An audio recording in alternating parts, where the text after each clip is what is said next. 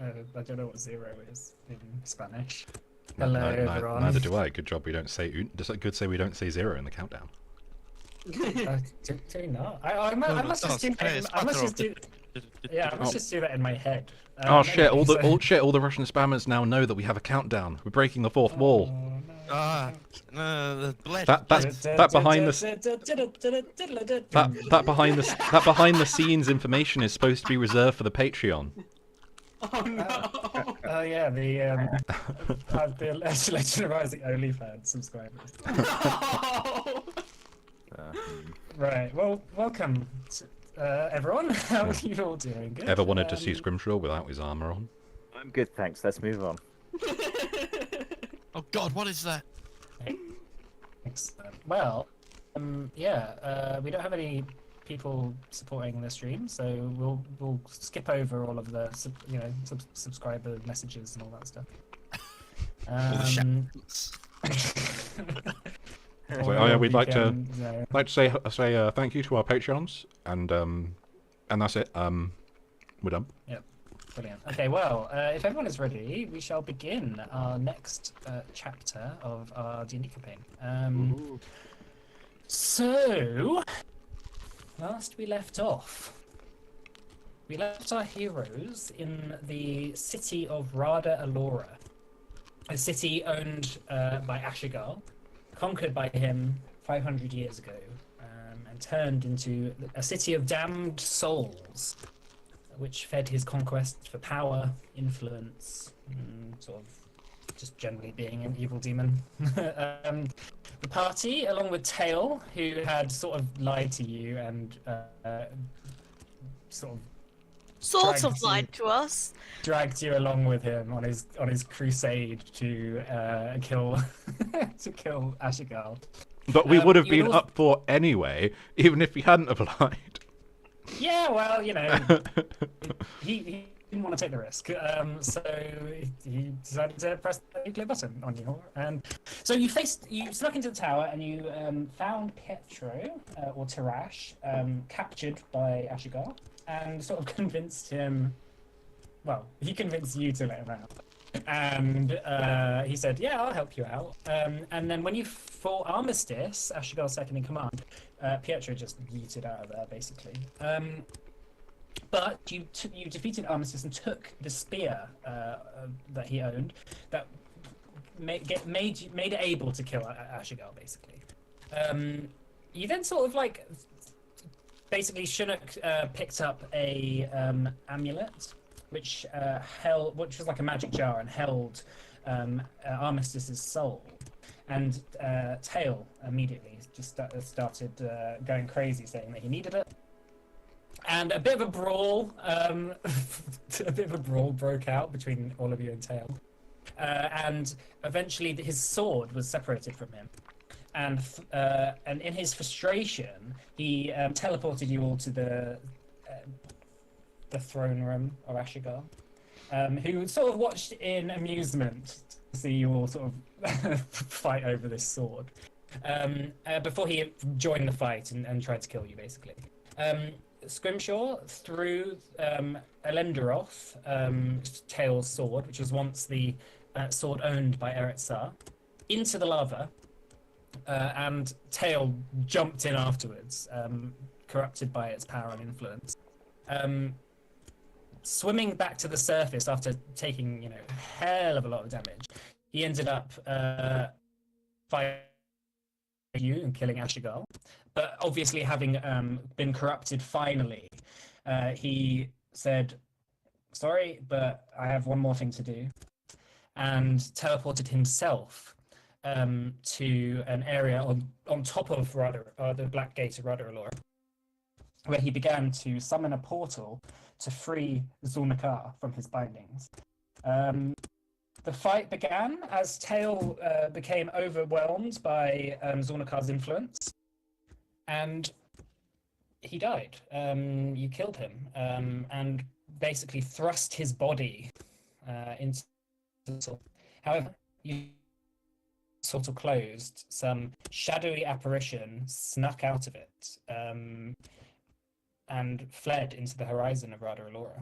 What that means, Who knows? But we. But then you heard our feet a voice coming from somewhere in the tower, and inspecting it after seeing that everyone else that had been put to do with Ashigal had just disappeared off the face of the earth. You noticed that Aaron Shanda stood there before you.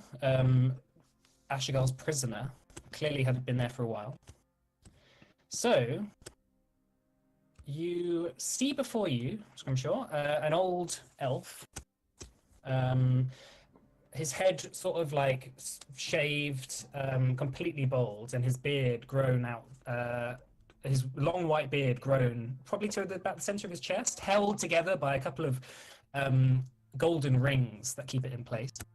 He's wearing this sort of traditionally elf-styled robe, blue and gold, with multiple different like sort of flowing patterns on it that seem to almost like merge and move as you look at him. His eyes like glow yellow, almost crackling with some sort of like feral power. But also he sort of has this sort of like defeated expression on his face.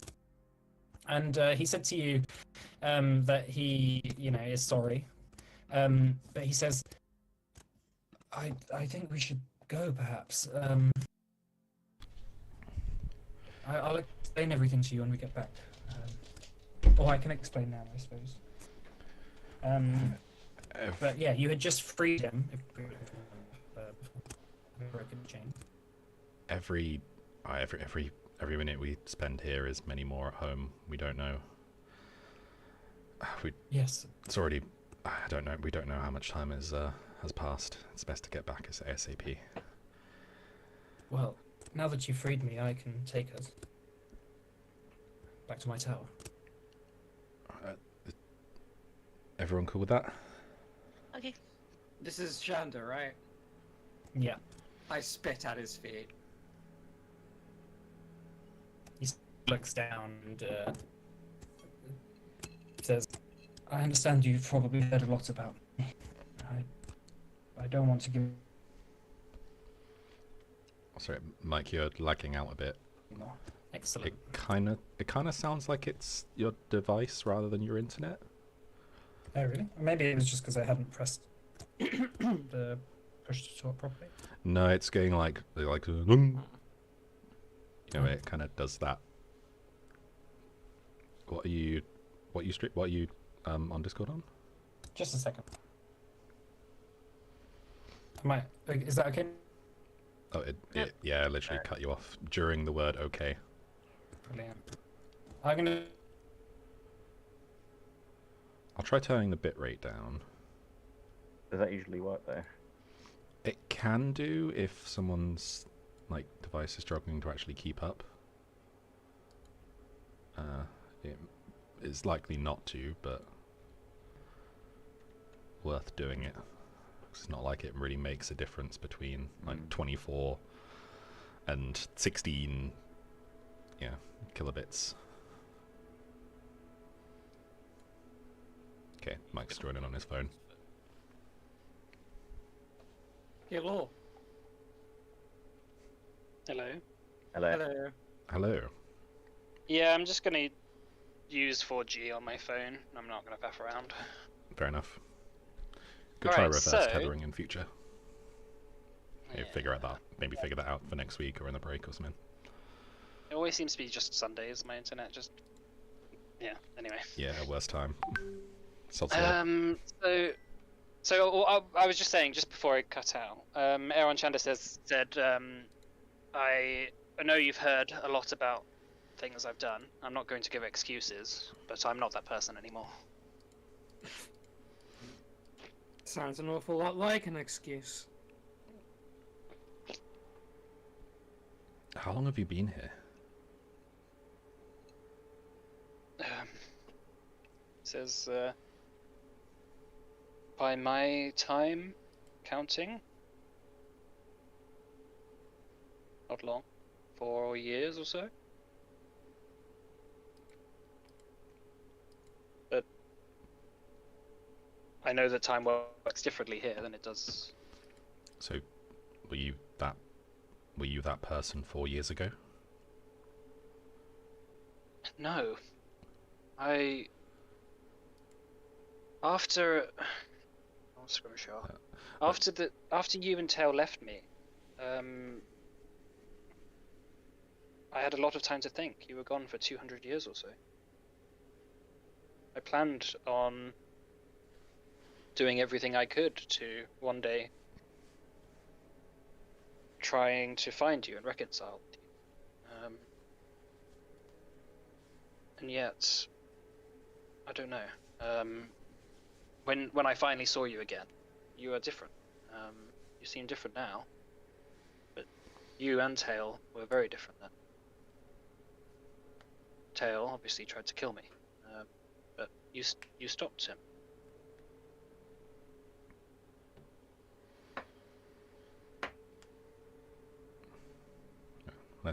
Let's get home.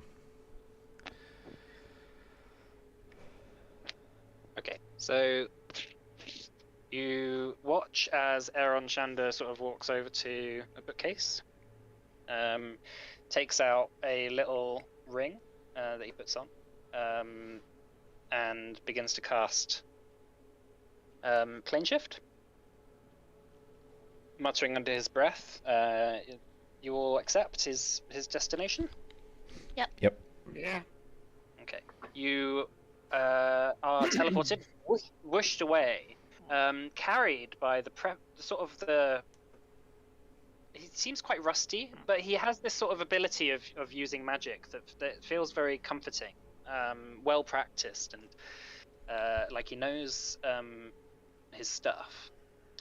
And you appear by the stone shift in his tower. He says, "It's been so long since I was last here." It feels weirdly, even though it wasn't that actually long ago, it feels like a lifetime ago. Was it still standing last time you were here? Well, there's a reason that this tower is ruined.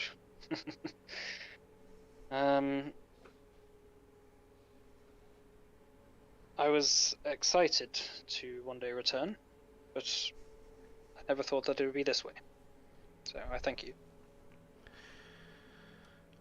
Before we get too settled in, something you need to know. Do you know? I don't suppose. Have you only been away for 4 years? So you'll know. Yeah, the Tempest. You know the Tempest brand, right? I've heard of them. There's a good chance that they're now after us. This probably isn't the first location they would check, but maybe good to keep an eye out. Hopefully it's something we can sort out, resolve amicably, but possibly not. Well, I'm not sure quite what's going to happen now. I never quite expected this to happen today. I would have prepared myself otherwise. I'm just going to wander over to the window and, well, I guess... You're in the basement, we're in right? like a basement, right? Yeah, I'm just going to like wander You can make your way. Yeah, I'm just going to like go and check the sky. Make a perception check. Okay. Which would probably help if I had my character sheet up. That would.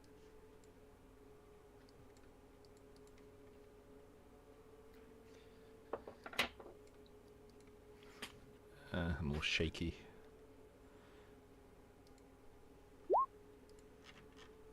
So looking up into the sky, it's in the middle of the night as you've arrived. You see the stars sort of like all spread out, and sort of because of there's no like light pollution or anything around here. You see sort of like various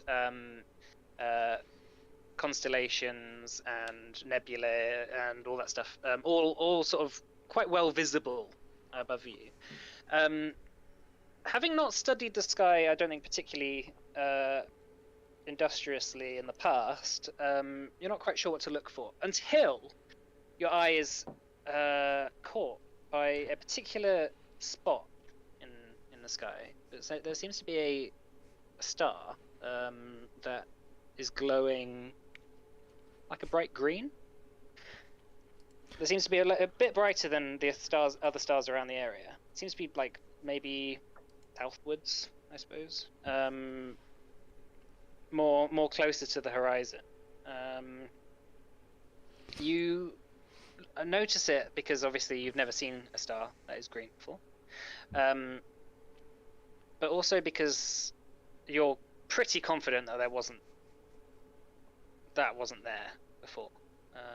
Kind of, you'd know if you'd seen a big green star before. Yeah. You've looked in the night sky before. Yeah. Never noticed that. Okay, I'll head back down. It doesn't look like look like it's in real time getting bigger or anything, right? No. I mean, it depends how long you're gonna look for. Yeah, just gonna stay out there for like 2 weeks. Yeah. Go back now. I'll go back down, meet with everyone. Meanwhile, Gideon had a question for Shanda. He goes, what's up with all this down here? And he kind of points to the kind of infrastructure that, a couple of years ago now, where the kind of different portals were, that would kind of the different areas. Because we spent a hell of a lot of time going through your little, I don't know what to call them, pocket dimensions, and we saw some shit, but it didn't make any sense. Well, firstly, Aaron says, they weren't pocket dimensions. They are portals to different places in Erd. This is the Stone Shift, and through my research, I tried to manage to use it in the ways that the old Cairo Concord used to use it. However, I could only find certain places that could open. They seemed quite random. But that doesn't make any sense because, well, at least one of the portals, it seemed to take us back in time. Well, yes, this is something that was part of my research. It didn't just take me to geographical places in this time period. It would take to geographical places in different time periods. They would always be in the past, however. Doesn't seem to have much in the future. And how does that work? How does Well, it work? No, pre-temporal past time travel. If I knew, I perhaps would have been able to reverse engineer the Stone Shift in a way that it was more effective. Unfortunately, as much research as I have done in magic over the years, I am just as mystified by it, more so perhaps even now than I was when I started. It seems to be something that the more you research into and the more you learn, the more questions come up. I'm sorry if that is not a sufficient answer for you. It just kind of thinks. So, Shanda, you said that's not the man you are anymore. What kind of man are you? Come on, give him a break. Truly, I don't know. If anyone deserves a break, it's not him.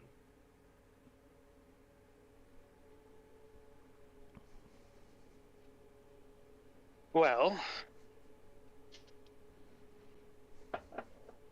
there has been a number of things that have happened over the years that, and I don't want to come across as sounding like I don't understand the significance of what's happened. But there have been a number of things that have served to humble me and humiliate me over the years. Every time I strived for power and influence, things would strike back. More so, in fact. very quickly, I realized that it wasn't going to go that way for me. But by then it was too late. By then you had sacrificed a world. Didn't have much choice. You had all of the choice. You know, people, when things don't go their way, they don't go around sacrificing entire worlds.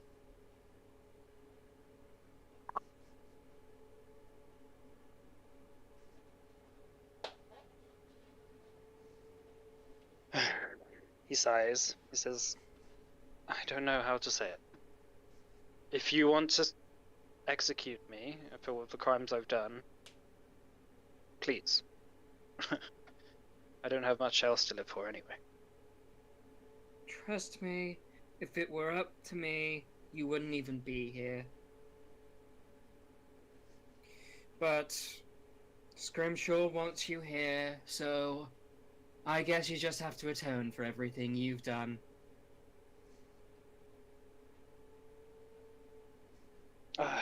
I intend to. I don't think I have much of my life left to live. I'm not sure how I can atone for the things I've done, but I will certainly try. But I'm not sure who you are and what you want. As in, our group, or? Well, all of you, yeah, certainly. But you specifically. You seem like, I don't know. What do you mean? You seem personally affected by it somehow. I come from a world like the one you destroyed.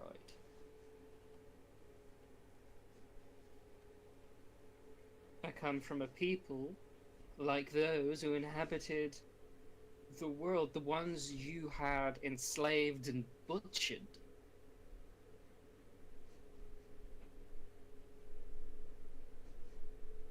Well, I'm sorry to tell you this, but Scrimshaw once worked for Ashigal as well.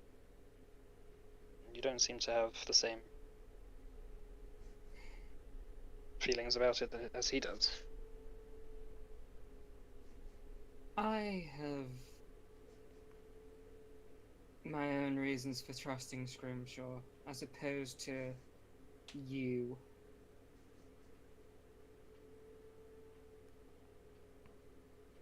Scrimshaw did his work because you made him. He was your son, for want of a better word.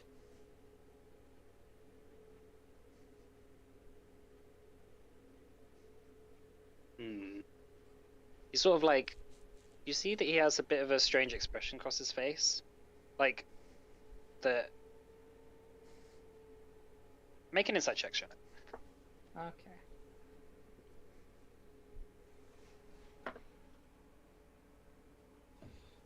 My journal wants to open. Journal. It's taking its time.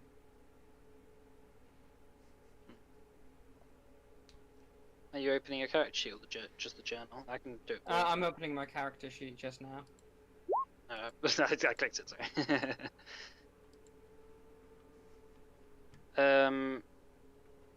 So you see that Chinook has...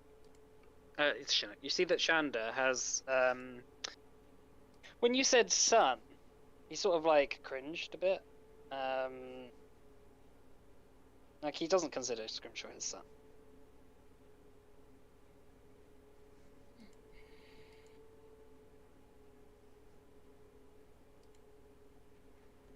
Noticing this, Shinook's just gonna ask, if he's not your son, then what is he?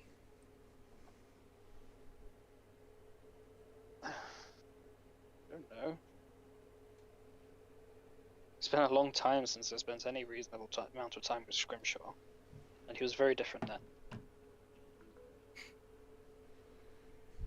Back when he was your weapon. It wasn't my weapon. It was Ashigar's weapon.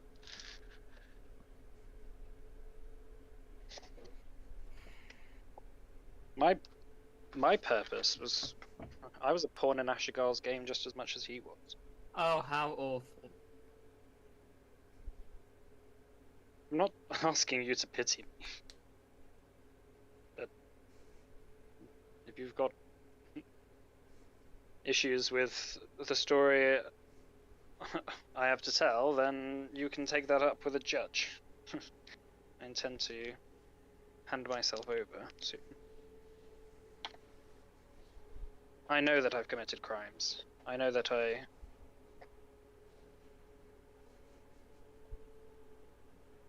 have a lot to atone for. But we can either continue talking about it now, or you can trust that I will do everything I can to try and make these things right.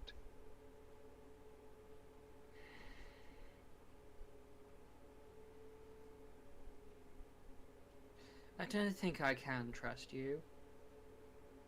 I trust Scrimshaw, and so what he says goes. Fine with me.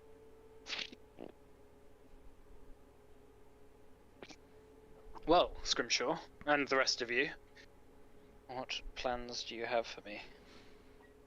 He like puts his wrists out for you to like shackle him. So is Scrimshaw back at this point? Yep. Okay. Well, are you aware of the current circumstances regarding Estar? Esther. It's known as I'll have him do it. it's known as the Planet-born Dead.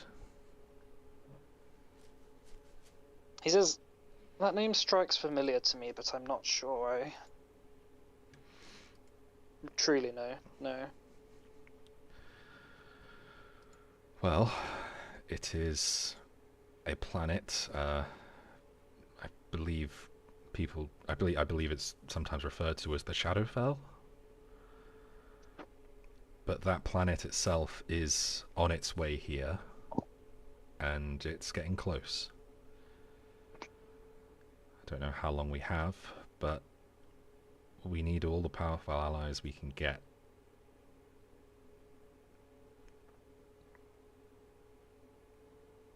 I see.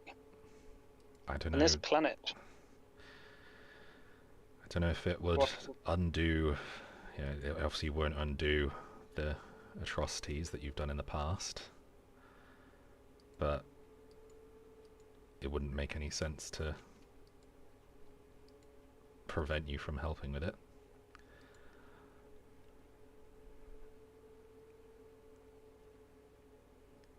And what plans do you have to defeat this planet?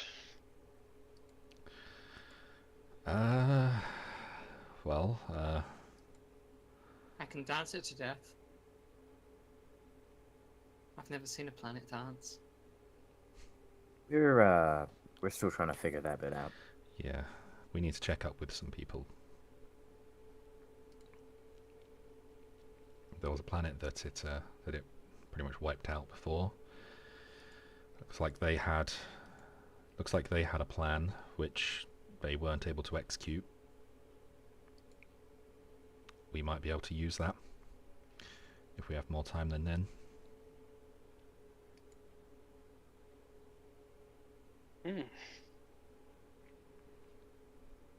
Well, I suppose I can try and help. I'm not sure how.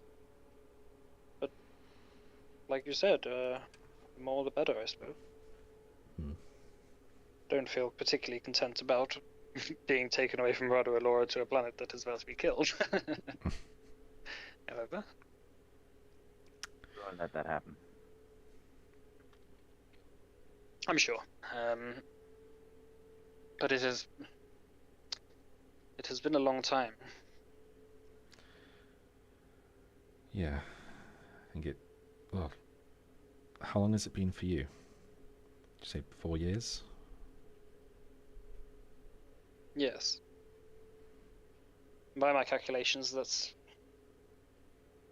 maybe 60 in here, in Erd.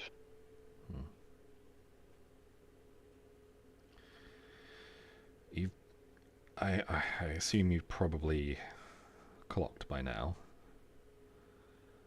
that my memory, I don't recall our previous interactions accurately.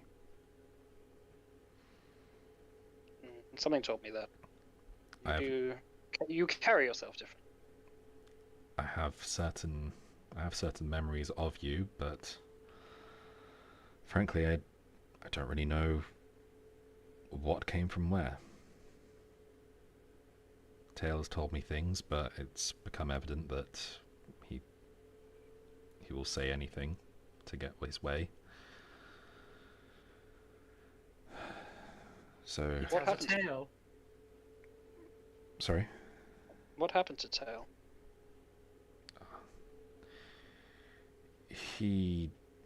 Well, we killed him. He was trying to bring back Eretzar. Not Eretzar, Zulnacar. He'd made a deal with Zulnacar for power to kill Ashigal, we believe, in exchange for helping release him. We think we've stopped it. Possibly not. There was a big shroud of stuff that flew away afterwards, but more pressing matters at this stage. He sighs and says, he was always headstrong. I guess if I had to imagine there was any way he would go, it would be like that. As for when we last met, it was just before I got taken by Ashigal. Well, it was as I got taken by Ashigal. You and Tail escaped from Rada Alora. And the first place you came to was here. He just sort of like motions around to the tower. And by then I was working solidly on... Well, I had exiled myself from the world. People knew I was here, and I assume people continued to think I was here for quite a while after that. But I never took visitors. I never made myself known. I tried to make myself as small and as meaningless as possible, I suppose. But that morning, when I heard the stone shift activate, I knew that it was going to be one person or another. I figured it would be you. But it was you and Tail. And the rage, the anger that I saw in his eyes, I knew that you had come to kill me.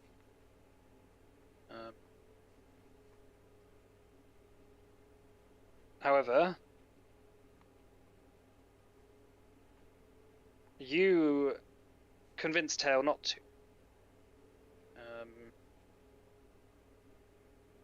You told Tail that it was best to make amends. And in the fight that ensued between the both of you, I attempted to sneak away. I regret it now. In a sense, I wish that you had slain me. But I snuck away to Ashigal in the hopes that I would be able to offer my life for your freedoms. I knew that he would look for you. Instead, he just took me.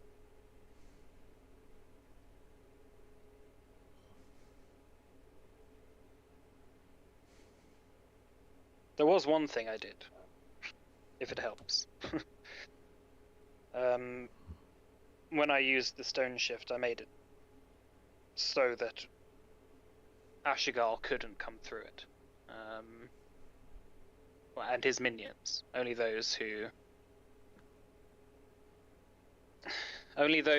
I gave a certain power to could use it.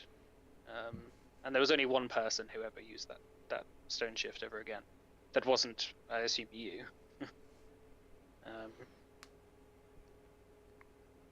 That was an ally I made in the service of Ashigal. When I was captured by Ashigal, there was someone who I sent out to Tarash? try and... Yes. Of course you made friends with Tarash. Do you know what he did when he was here? Did you release it? Did you release him?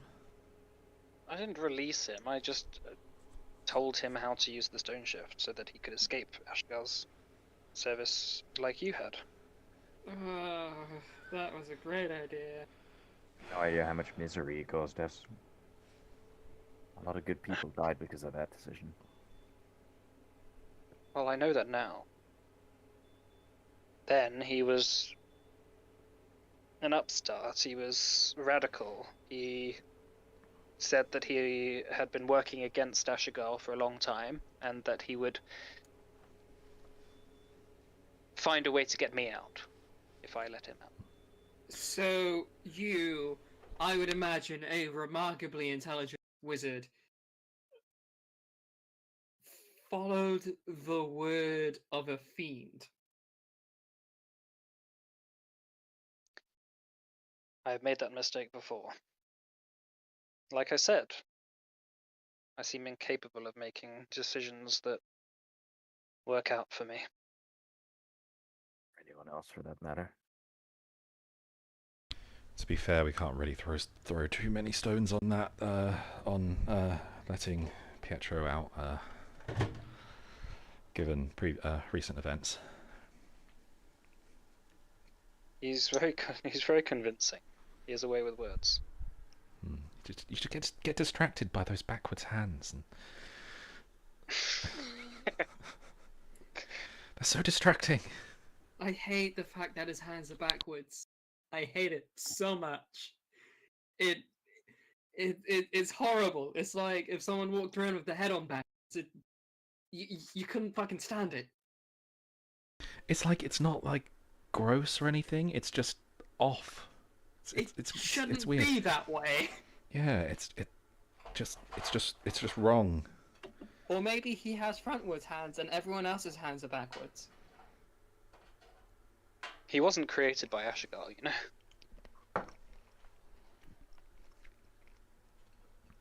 Okay. He came into Ashigal's service later. He chose to look like that, believe it or not.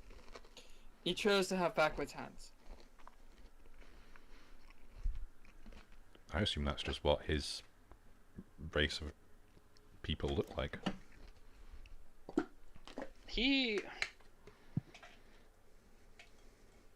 There's more. There's a mystery to him, which I've been thinking about for a long time. One day I'll explain a bit more. But do you need to introduce me to your friends, Grimshaw? I don't know everyone's names. Oh right. This is Morna. She punches things. Gideon. He's a wizard. Chinook. Bard. Roxon. Fuck you. Hits things with an axe. Very hard to kill. Damn right. I think that's about it for now. We need. Well, unfortunately, I'm out of the loop on these sort of situations. I'm not sure what to do at this point. Well, My tower's ruined. in my mind, we need to be looking for leads for this planet-born dead, right? Well, Gideon, do you think you could message Aaron, see, do a little little catch up. See if it's safe for us to visit. I think maybe we should hang here and see if they can come to here. Given he kind of looks at Shanda. I'm not sure I really want to be pooping around everywhere. And what if they do come? What, Aaron? I mean, we'll have to see what progress is being made by the council. I mean, God knows how long it's been. But I'm slightly conscious we're not really bringing anything to the table other than him at the moment. And looking at him, I don't think there's a whole lot.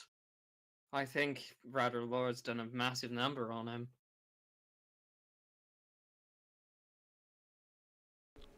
Well, He like looks down at the floor. in any case, do we have anything we can say about the Planet Born Dead? Do we have any ideas? Any? We could decide that to change its name to The World Born Expired. All right, Chinook. It's a time, and trust me, I have a lot of respect for you now. But come on, man. Look, it's how I cope with situations that I don't enjoy. Alright? It's... I There's think a planet out to kill us all. I think to know how to go forward, we need to know what the current situation is. We need to get in contact with Epic and Aaron, and like, Epic may have decoded that file. I hope the Paladin's all right. Oh God, it's been. How long has Halcyon been? I mean, oh God. Oh god. Oh God. Halcyon's definitely been arrested, right? Who Oh, gets yeah. the Halcyon? Oh, Christ. oh Jesus. Why did we do that? I don't know why we Did do we- half the things we do. Did we know that time went differently in Radar Allura when we left her with that I guy? think What if Yeah. Halcyon's already been executed? Oh You God. knew that Radar Allura was like the Feywild. no. We have plenty of friends. I'm sure they'll be fine. Wolfram would never let something like that happen, right? Yeah, the Right. Wolfram was basically bending over for the Tempest brand at certain points. So I couldn't Yeah, really say much. I don't mean to be rude, but if Alcyon goes, then I'm pretty sure fire and brimstone is what's going to happen to the Tempest brand. I mean, I'm surely Wolfram would know that, right? Anyway, we need to find out that. I might have an idea right. about something we could do, but I want to talk about that a bit later. When we've dealt with him.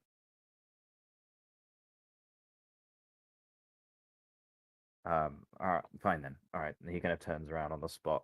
So he's kind of facing away from the group a bit and kind of pulls out the book and kind of tactfully kind of goes to the page for sending. Yep.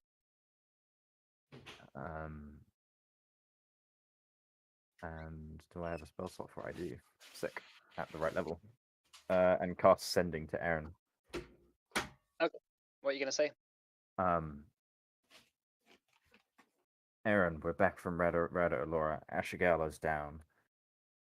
Meet us at Chandra's old fort tower thing. Soon as possible. Gideon. A few moments pass, and you get a response saying, "Gideon, it's been a while. We thought that you may. Never mind. Of course, I'll be there soon." Well, she's on her way. So I imagine we have a little bit of time. I don't know if she's gonna be able to get here that quick, but maybe some time. You hear a thump of magical arcane energy. Oh, okay, maybe not. She arrives at the out of the basement.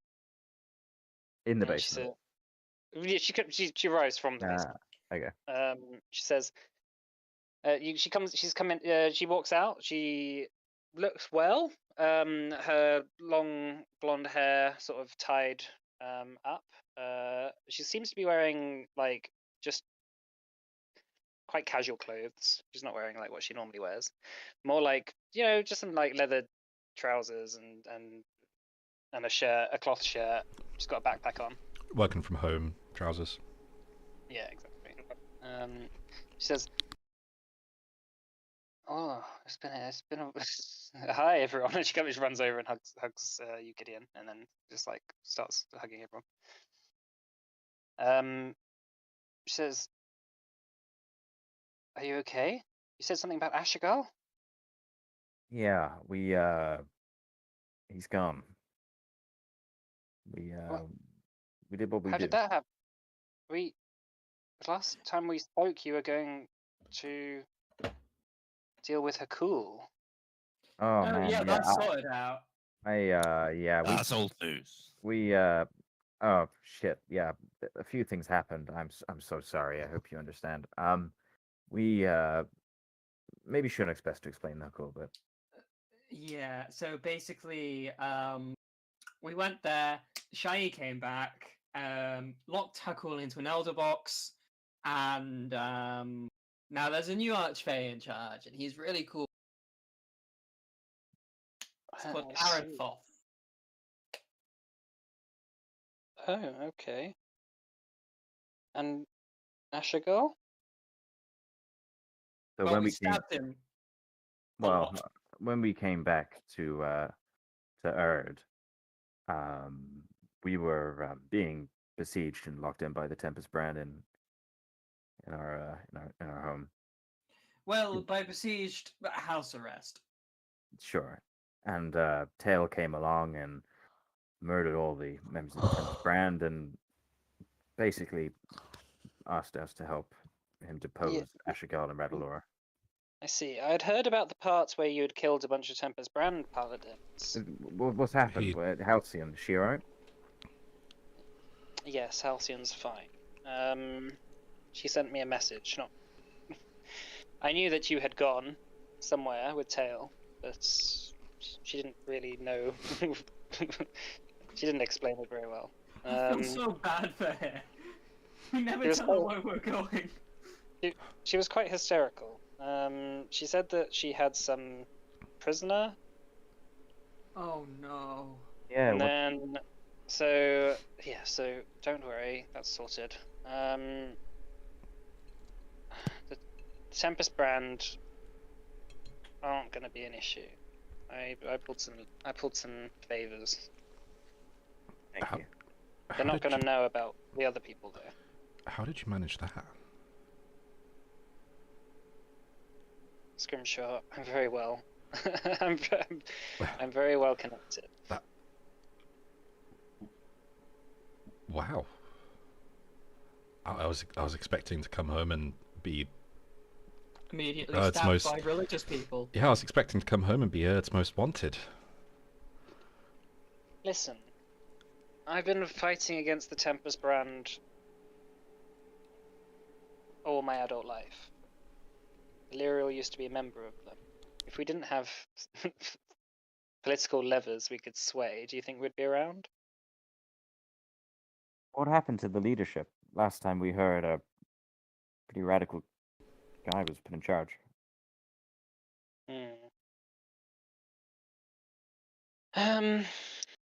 Like the history of most radical factions, they tend to burn themselves out quite quickly. I think that their influence is waning, and they know it. Soon they'll be consigned to just Lavar. But even my father is getting tired of it. And how long ago was our house arrest? Oh, Actually- that was probably 2 weeks ago, maybe. Oh, thank the gods. But then it Inside was about 2 weeks. I think it's been about a month since we last spoke. Sure. Well, speaking of 2 weeks ago, he kind of looks at Shanda. Do you recognize him? She says, "Should I?" Well, my dear friend Aaron, Mr. Aaron Shander. She looks stunned and she says, Oh. Oh, it's been. Wow. Yeah. I. Hello. She like waves and says, I weirdly studied quite a lot of your manuscripts when I was in the Arcanum. And he says, oh, that was a while ago. She says, funny, when we first met, Gideon, and Scrimshaw and Morna, remember I tried to send you to Aaron Shander for help with the doppelgangers, but I didn't know that obviously he had been missing. Aaron Shander says, well, I kept a low profile before I went. So.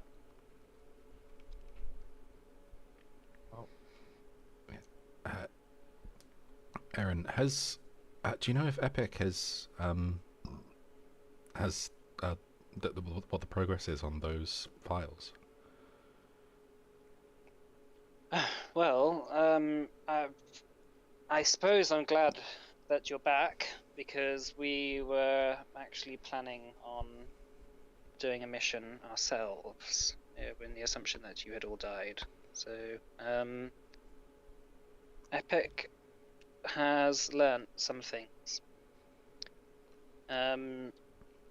He's quite happy to go on a bit of a mission at some point, to another planet once owned by the Cranians. Apparently there is a temple there that might have some more information. Sounds about right.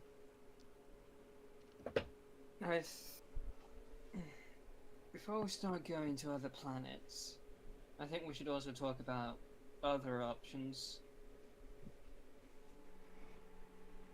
Well, of course. options? We don't expect anything to necessarily be dangerous in that exhibition. Not any more dangerous than your last exhibition.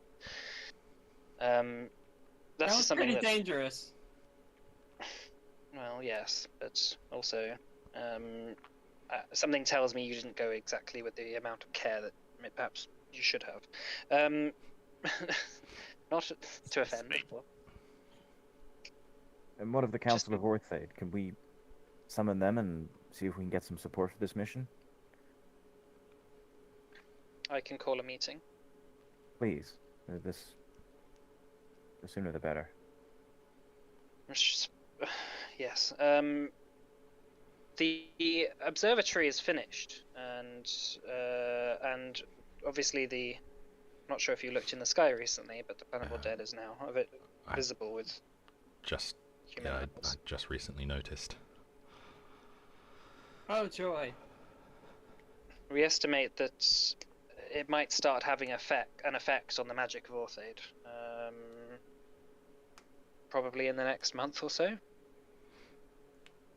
How long do we have till it gets here? Well, Epic's files led us to come to a certain number of conclusions. The first conclusion is that once the magic starts affecting Orthaid, magic is going to become weaker and weaker. Right. That's all magic. That is people who have been healed by magic in the past or brought back to life. That is people who need to be healed in the future.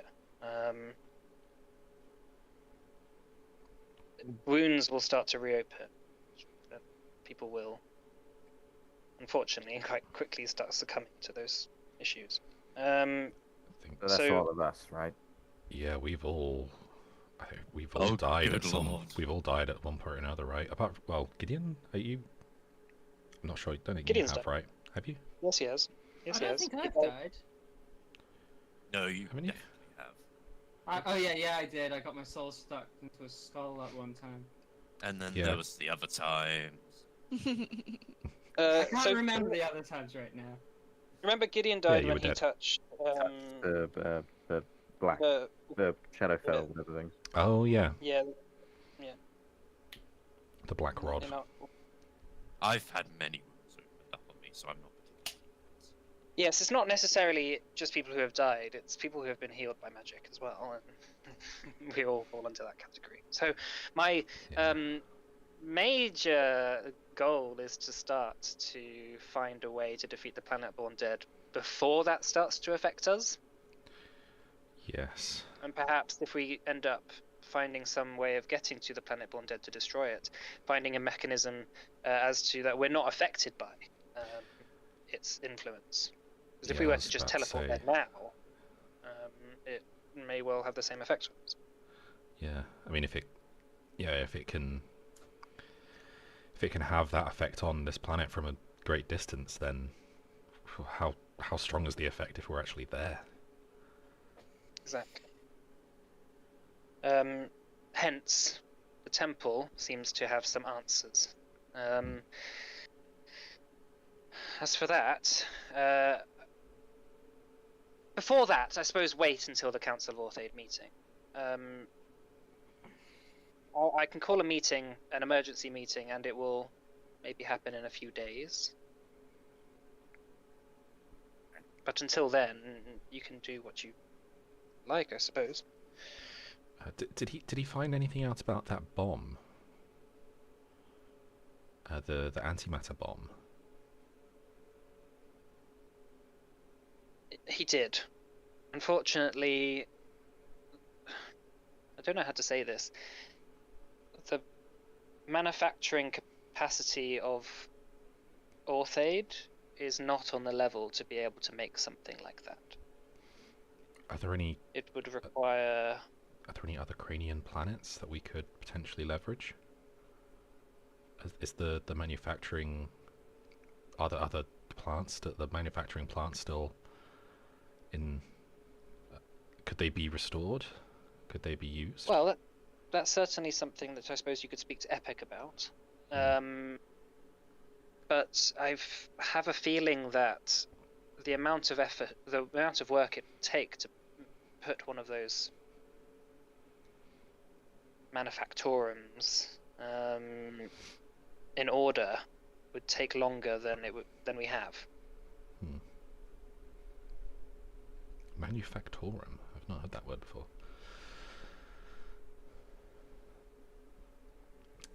That's it, Right. I suppose. So unless we can find one of those bombs, Yeah. but again, that may very well be a shot in the dark, considering that. The vastness There's- of the universe. Well, yes, there's multiple Cranian planets, and I don't And think if we they- have the time if to there was- explore them. if there was storages of these things, I assume Epic would have known after looking at the files. When we spoke to Epic before, did we learn that all the Cranian planets were wiped out, or just that one, just Crane? So from our estimates, and our a mapping of the galaxy, it seems that all of them have been affected. They were just in the wrong place at the wrong time. It's no good. The Cranians had space travel on these ships, but they didn't have the ability to teleport like we do. So all of their planets were quite close to one another Right. on a relative scale.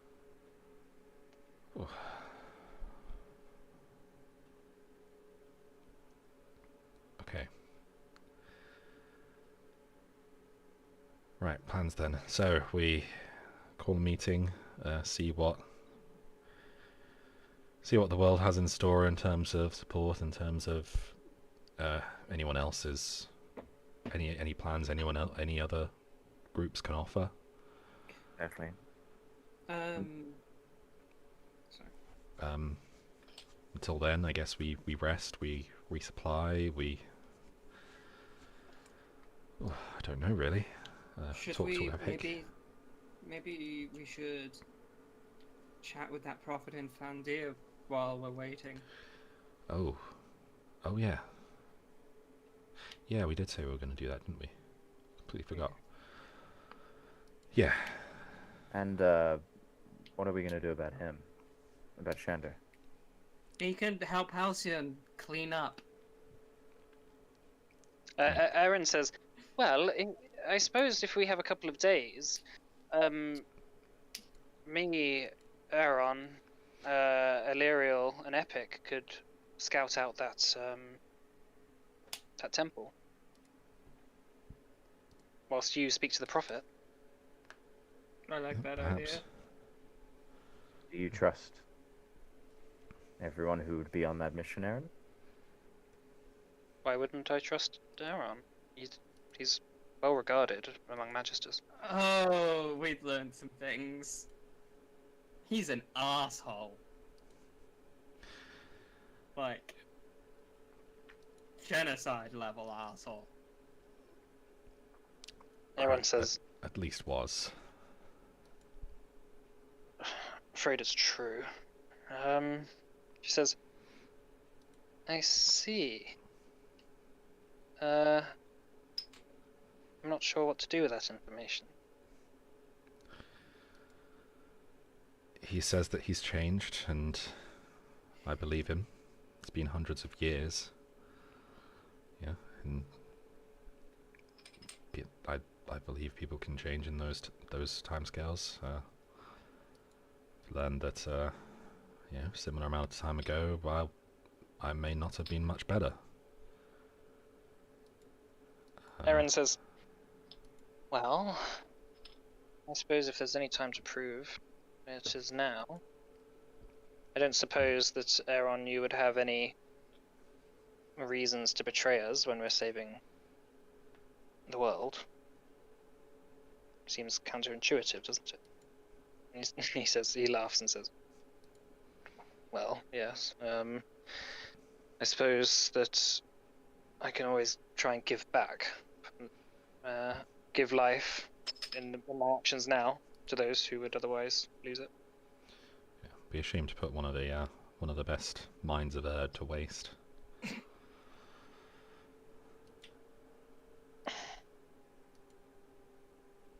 "Well, then it's settled," Aaron says.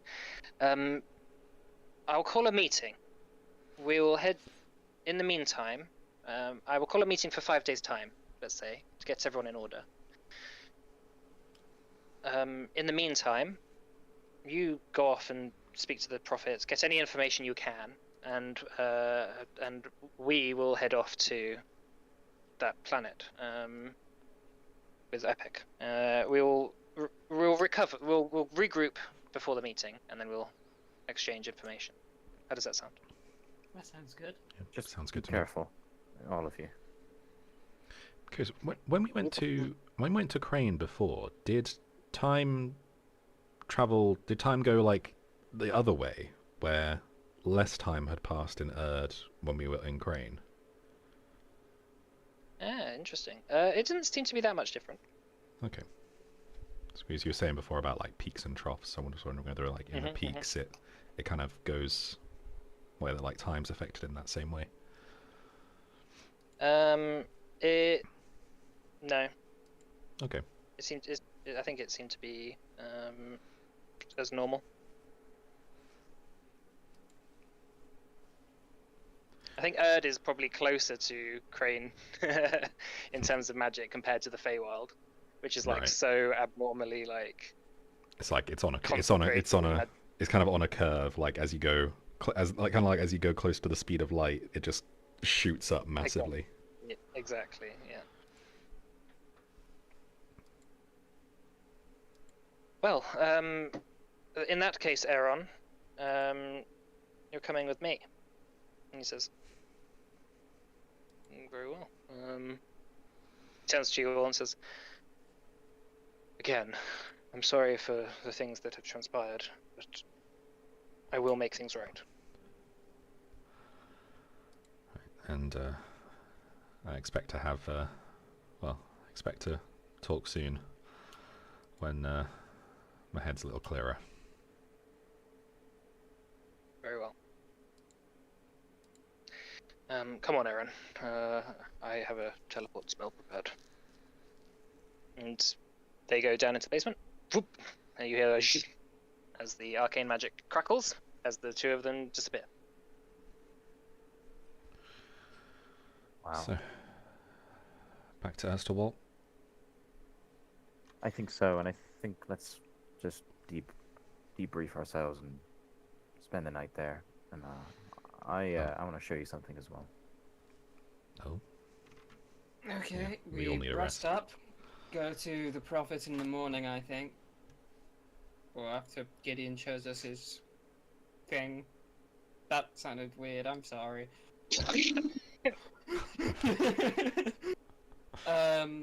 But yeah, we head to go see the Prophet tomorrow, I think. Sleep today. yeah.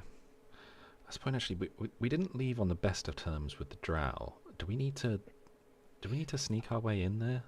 I think if the Prophet really can tell the future, which, judging by what you've said, he certainly can, he already knows we're coming in, he knows why we're going in, and I'm pretty sure he would have told the Drow. But what if he does know but hasn't told the Drow? What if he knows that we're going to sneak in and wants us to sneak in? Or it, or Well, he knows whichever way we're gonna go in. Can I suggest we have this conversation once we get back? I actually cannot teleport us to Esterwald. he Well, may that's know good he may know that we'll fail to get there, and knows that we're never good. I feel like him knowing what's going to happen doesn't really help us, right? Unless we know what he knows. I'm Well, sure. what- Can we message the Prophet? Scrimshaw. Shush. Scrim shush. Fingers on lips, everyone. I can get us to Worstwall. I've still got a slot left. I do too, if you also want that. But Scrimshaw, you can take this if you want. Sure. I'll just mark off one of my sets of components. As I'm drawing it out, kind of like, after yesterday, I think maybe we should go and. I feel like. No, we don't have Gira anymore.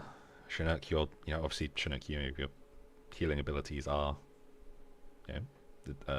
great, but I think for future stuff we should probably have substantial stores of potions of healing. Oh, certainly, yeah. For when we don't have time to take a rest. I think that became quite apparent yesterday. Well, I'll today. start a Today, subscription to Potions R Us. A potion box. A monthly box of 8 random potions sent to your door. They're all potions of poison. Yeah, maybe maybe we could send an order to Don Lucian ahead of time, just in case he doesn't have that many in stock. I'm sure if we pay him enough, he'll just wind up buying some to sell.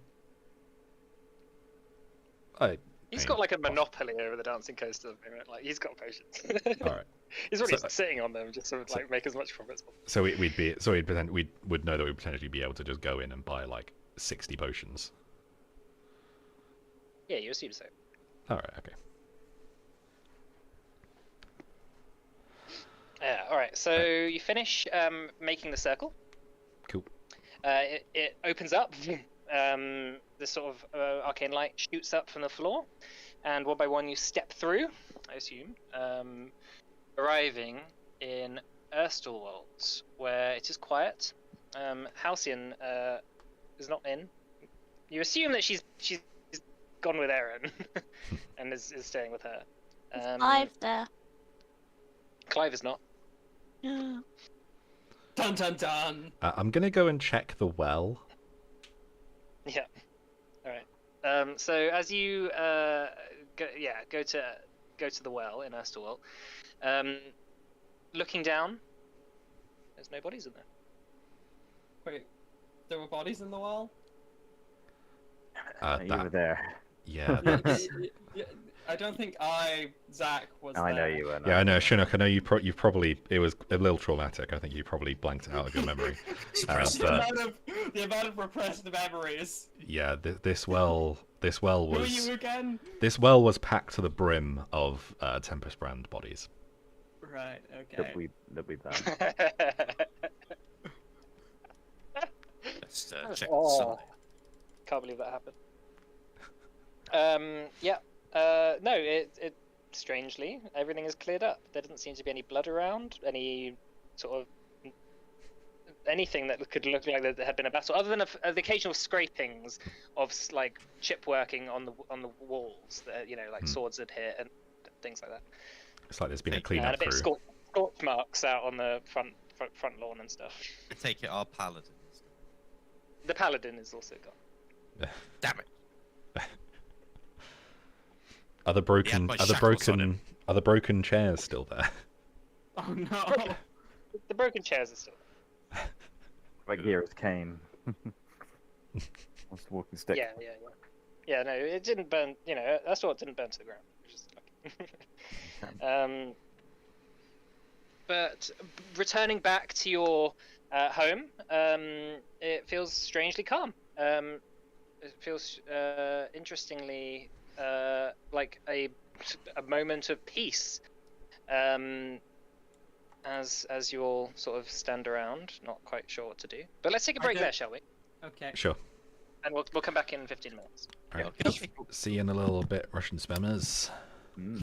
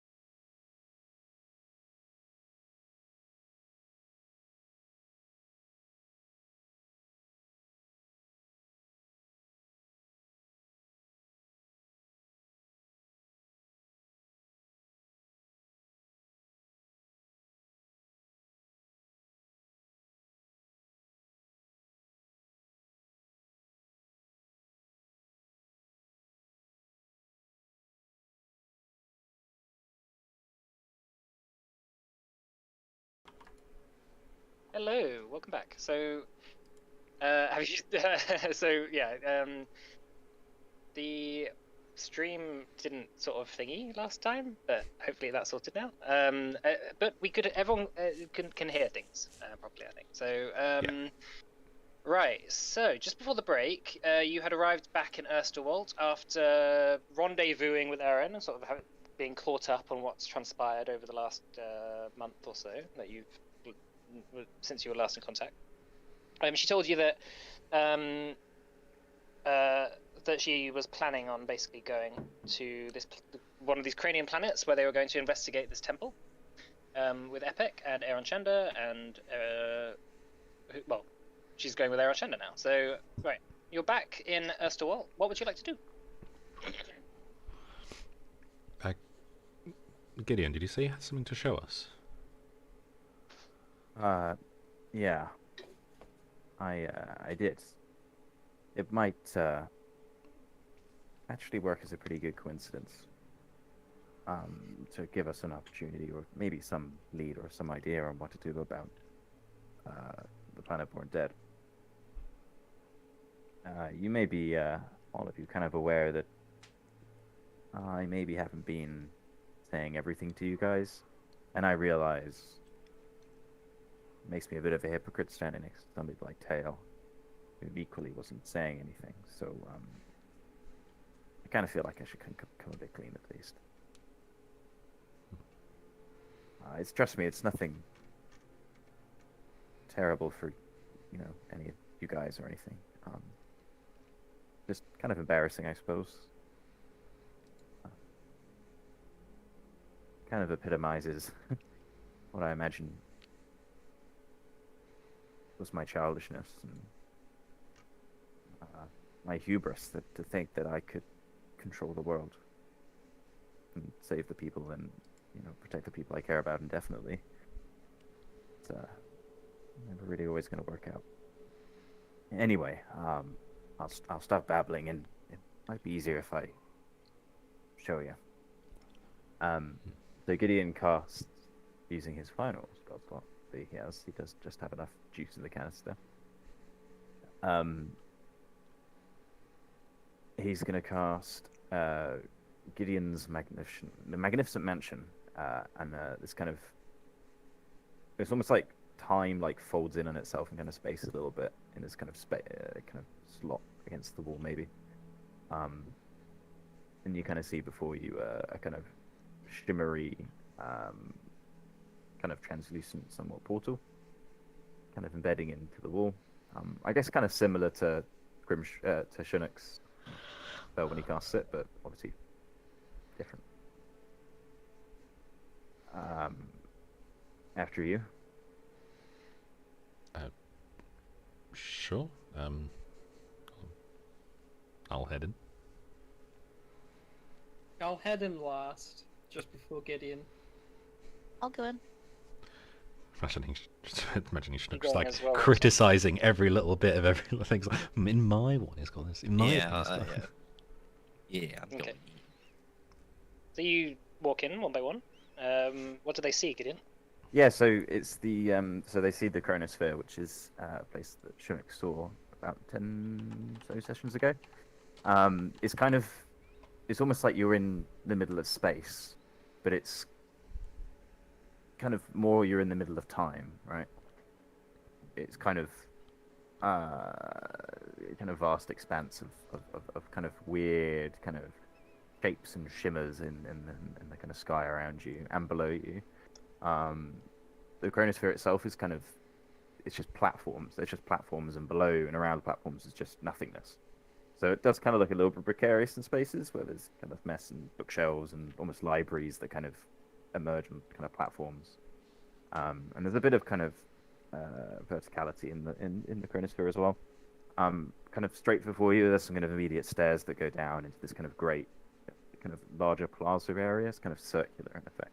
And then set in the middle, just back a little bit, is this kind of massive hourglass that the sand kind of trickles through, and then once it gets all the way through, it kind of moves on this kind of circular kind of axis thing, kind of surrounds it, kind of Game of Thrones style a little bit in the intro bit, and then it kind of redoes the sands, and kind of getting to this.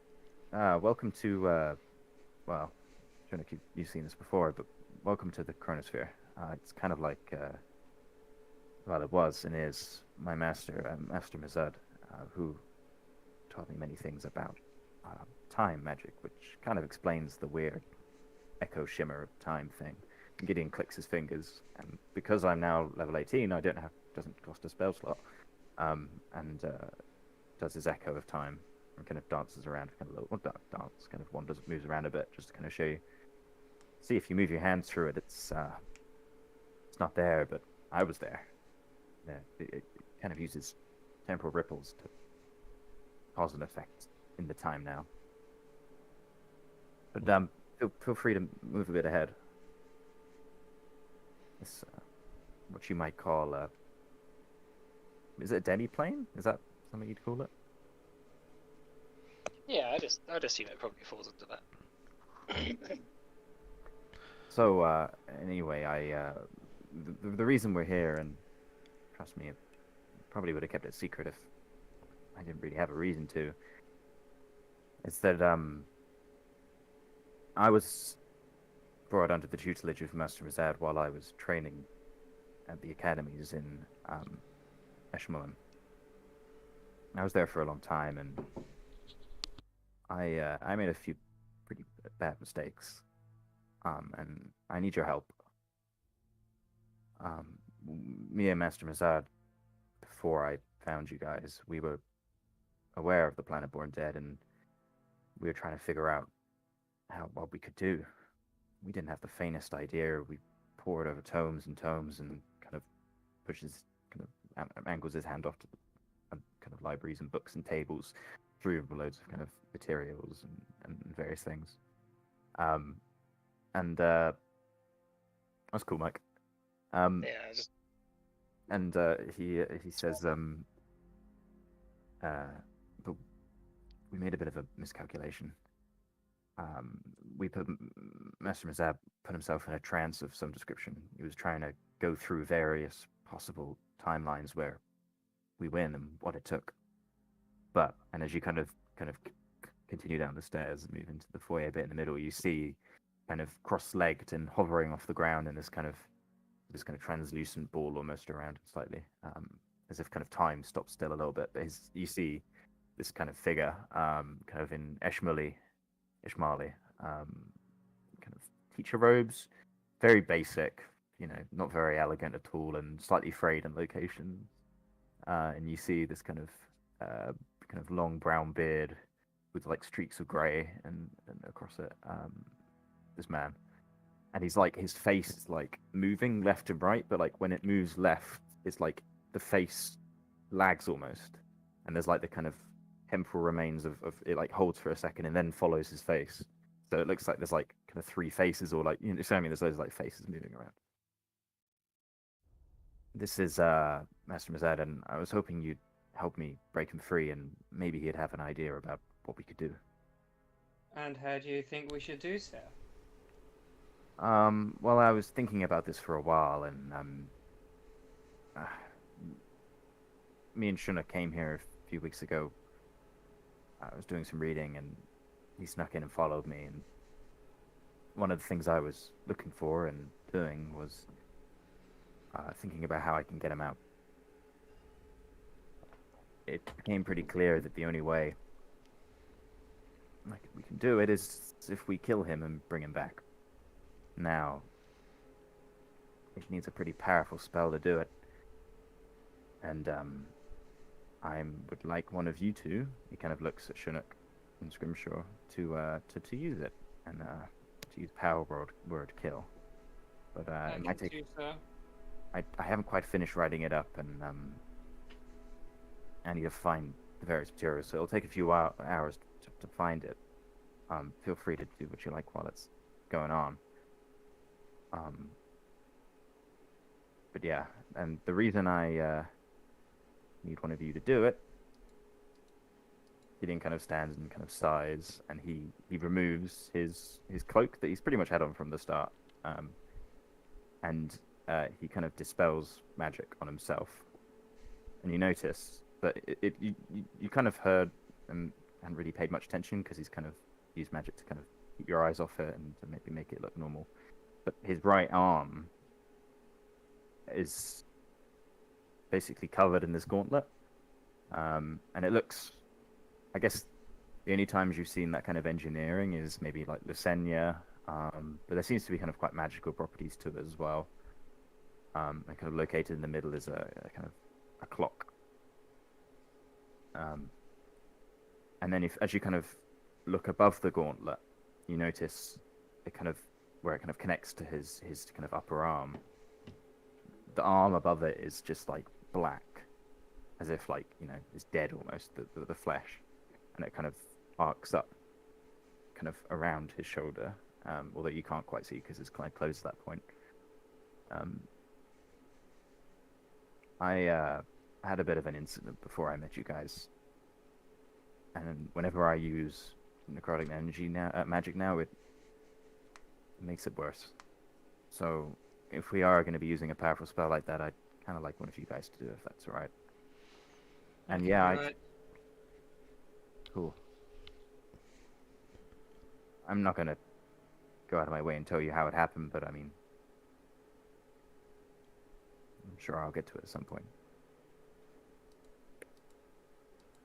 Well, we free one weird mage's master today. Why not free another weird mage's master? Well, you can't cast it, can you? You I need can to if rest. I Surely if there's a form of scroll, I can do so. That's exactly right. That But was, But can you cast Revivify? well, about that. Just leave it to me. I can do the rest. You can revive people? Yeah. How? Well,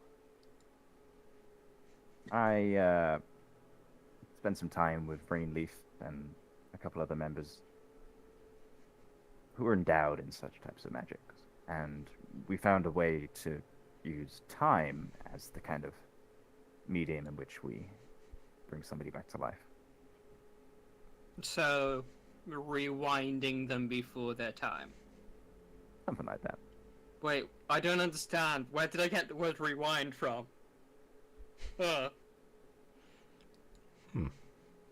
Yeah, what is that word? What does that YouTube. mean? Fantasy YouTube.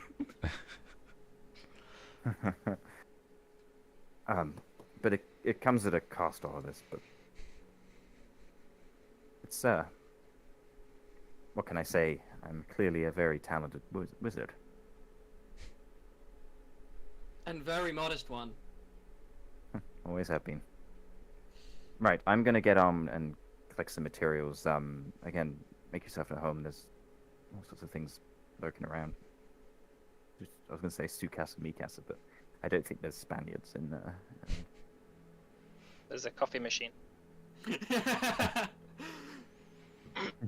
Some magazines. Cool. Um, All right. While we're Gideon hanging, heads off to the library bit. while we're hanging around, gonna just go up to Morna, and hey, your rifle ran out, right? Yeah. R.I.P. Take mine. Perfect. Thank you. Got some more in the demi-plane if you need one, just ask. Yeah. Nice. Oh, when they go over to that planet, we should talk about getting more ammo. Yeah, that's Yeah. a good idea. There's another 10 in the demi-plane, so that should hopefully see us through at least this.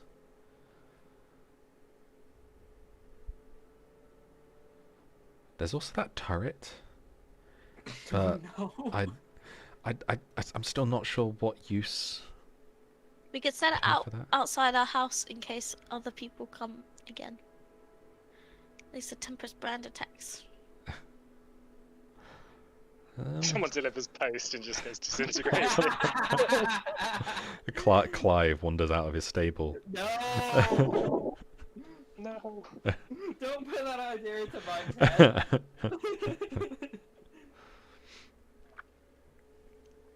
Can the carpet support the turret? Can't remember how much it weighed. All I remember is it's fucking heavy. Yeah, if you had the I think it would move quite. It'd probably be able to support it, but it wouldn't be able to support anything else. It'd move quite slowly. it's like It'd be like just a like a tank. mobile weapon platform. like attach it to the carpet somehow. Just have it this like just slow moving weapon of mass destruction. Mass Just more- destruction, yeah. It's like, oh god, it's coming in! Everyone evacuate! It's like a tank rolling in. Like a Star Destroyer. Okay, so Gideon. So Gideon, you going into the library. Obviously, you've got plenty of books and things around. Begin the process of writing up the scroll. Give me an Arcana check. Yep. See how long it might take you. I think because of maturation doesn't. I'm pretty sure Gideon has advantage. What, for writing scrolls? Yeah, because you have reduced time, doesn't he? Let me think- see it. Is that just with abjuration spells? It might just be, Yeah, but I think it's just abjuration spells. fine. Naturally, power word kill is not an abjuration. I think you have something for intelligence checks? Or is that specific to counterspell? So he does have advantage on all on. Hold on. I can Oh read yeah, it. that's Let me just see if there is. yeah, it's just It doesn't really matter anyway. So yeah, I mean, writing it out takes you maybe an hour. You manage to copy it from a book that you find. Pretty much word for word. Yeah, you're obviously not super experienced at writing spell scrolls, but it's surprisingly easy to do so. However, as you're writing it down, you do feel your arm ache, and there is this sort of like latent necrotic magic that sort of almost seeps off the page as you write it. It doesn't necessarily affect you. You're just sort of hypersensitive to it. But after an hour or so, Gideon returns with it in hand. That's the scroll? That's right. Last time I saw that scroll in a book, or that spell in a book, was the book belonged to Naruzatar, allegedly. Anyway, here we go. Okay. Right then. This gonna- is the first time I've cast this spell. just gonna, just in case, put a hand on Chinook's shoulder and give him guidance. Don't know if there's a check required for scrolls or not. Like, Yeah, there will be. So the way I'm going to do this is that because the scroll has been written quite well, the DC is lower to use it, but there is obviously always a risk that it might backfire and be cast on you instead. So you probably want to do everything you can to give yourself a big bonus. You think?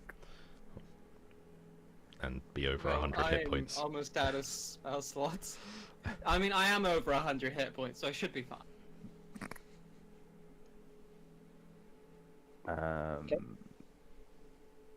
Anyone else want to put anything on them?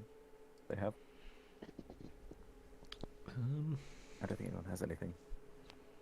Protection from good and evil. You can't inspire yourself, can you, Janet? I don't think I can. Hang on. Don't- Bardic inspiration. You can inspire. I think So you can use. Isn't there a high level? Choose one creature other than myself. Yeah. Isn't there a high level bard thing where you can just add it to checks?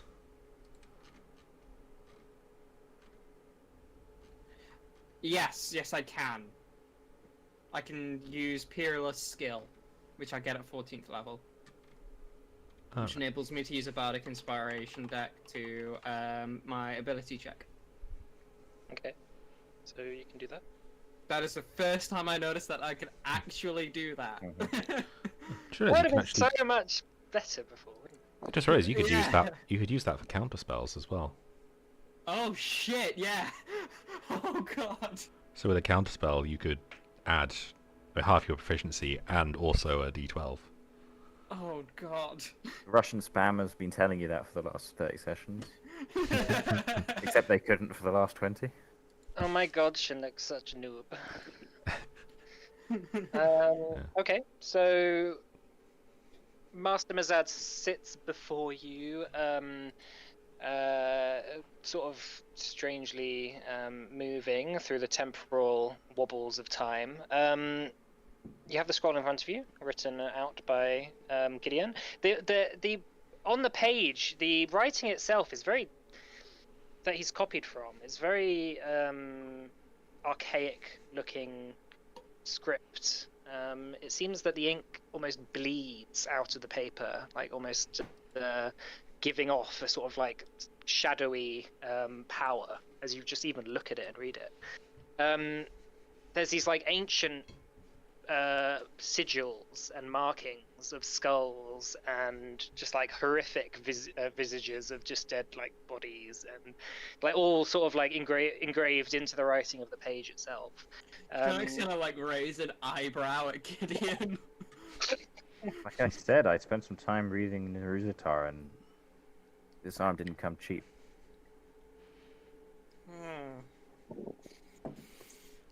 You sure you're not a lich?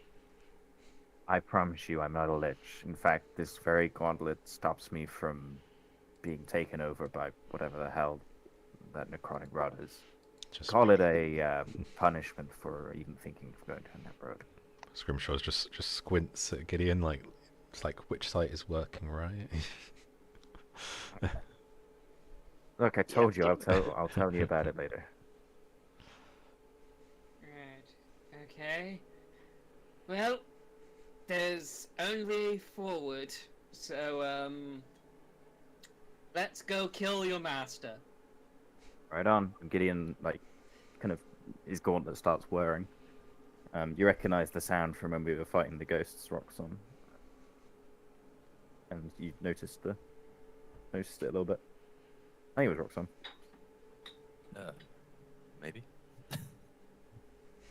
All right, Januk, make an Arcana check for me to read the scroll. Okay. I'm going to. Do I have to add the Peerless skill now? So you can do it after you see the roll, but before the DM says whether Okay. it succeeds or fails. You might as well just to Yeah. Like- be extra sure. Yeah, so then- 1d. And then a D4 as well from my guidance. I think we're Not, good. I'm not sure it's gonna. I don't think it's gonna matter, but 36. Add a D4, Januk. Add a D4. So that's with one. Oh, did you do that already? Yeah. Okay, well, naturally, you managed to read the spell scroll well. Making sure to channel your arcane power through it in a different sense that would normally be read. Obviously, not being a wizard, you would read these sorts of scrolls differently, but almost like turning it into a sort of song of sorts.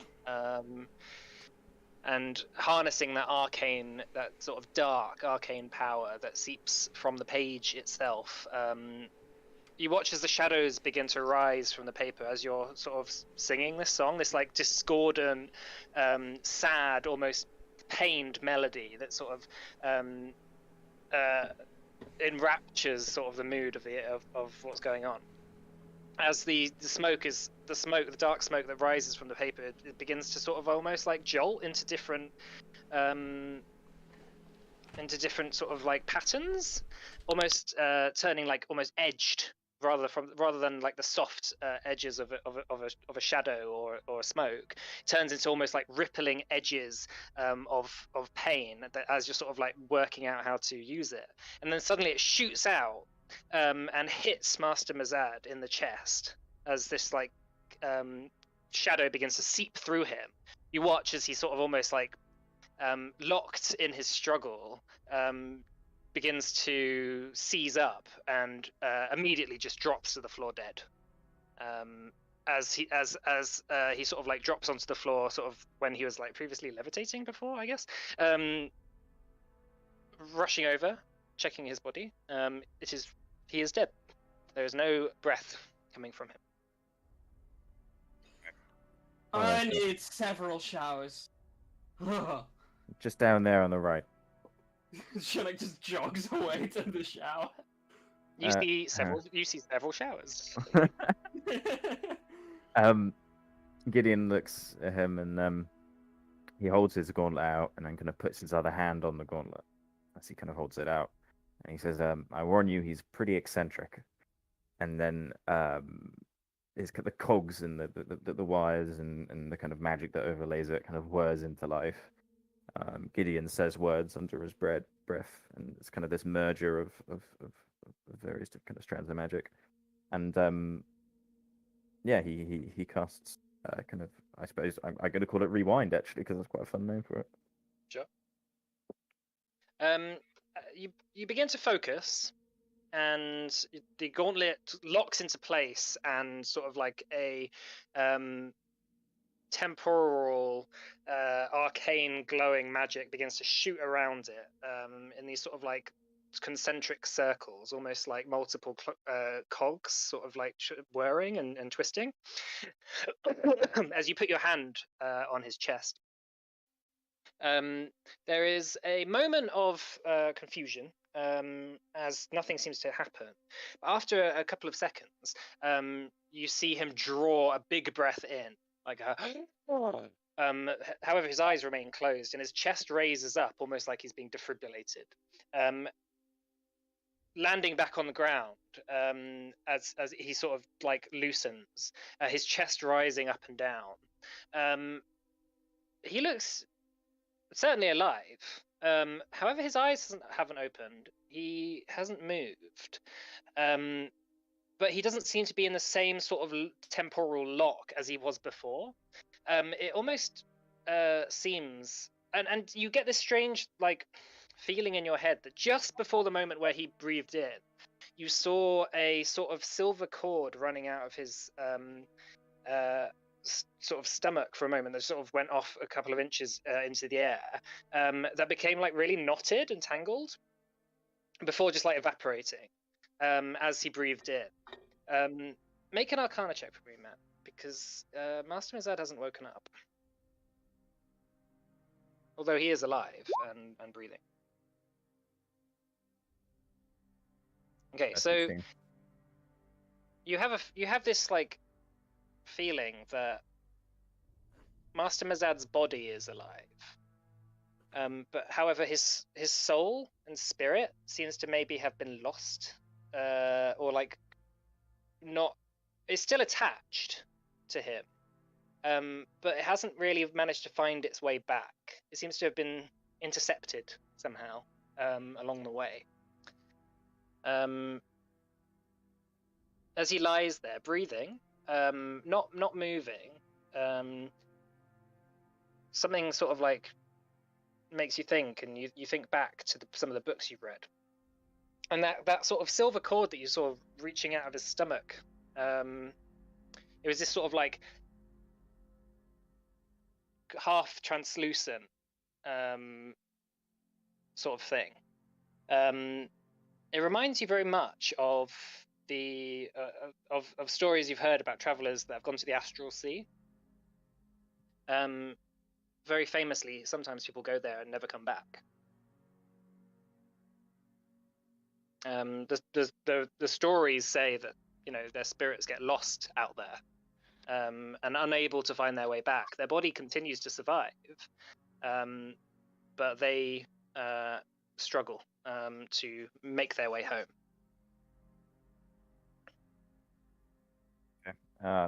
No. This is all wrong. This is all. He kind of goes down on his knees next to him.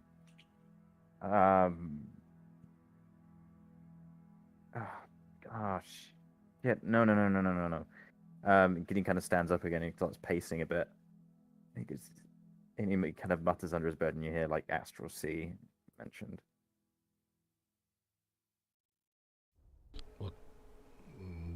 What's happened? What? I don't know. It was supposed to work. There was no reason it shouldn't have worked. We've done this before.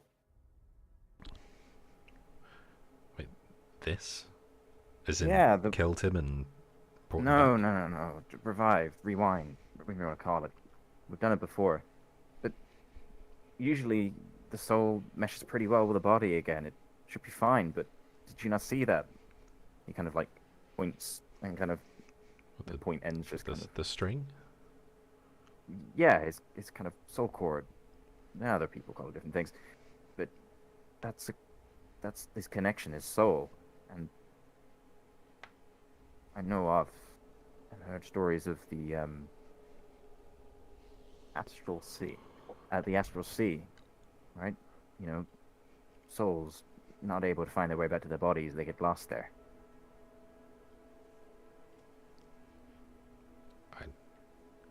I'm not. I don't know. I'm not sure I know much about the astral sea. I mean, we haven't been there. Can Gideon do like a history or arcane? What do you want to kind of like know more about it? Well, you've done an Arcana check. I would say that you could probably research it in your library, and people could help you out with that. Okay. There's plenty of stuff to read about it here. I'd suggest getting on that. I'm so sorry. I don't think this will take that long. I mean, 5 days feels like quite a generous amount of time. If anyone wants to go off and do what they need to do, that's fine. But I can't leave his body severed to his soul like this. And if it gives us any idea of how to, you know, maybe one way we could defeat the Planetborn Dead, I think it's worth it. From your perspective. By the sounds of it, he may have some information that we could really do with right now. Be good to bring that to the meeting. Thank you. Roxanne, Mona, I know. I'm sorry. This isn't exactly the funnest place to be, and I would welcome your support to help read books on the Astral Sea. Okay. It's not really my thing, reading, but I'll give it a go. Thank you, dear friend. I And think Sherlock also shows up at this point. It's like, oh, is he sleeping? his soul hasn't gone back to his body. You know of the Okay. Astral Sea? Not intimately. Brilliant. Right. I'm gonna go off this way and look for some books on the Astral Sea. You Gonna can come with... make an Arcana check, Chinook. on that. Okay. My fucking. Oh no. Yeah, you've heard of it, but you're not 100% sure.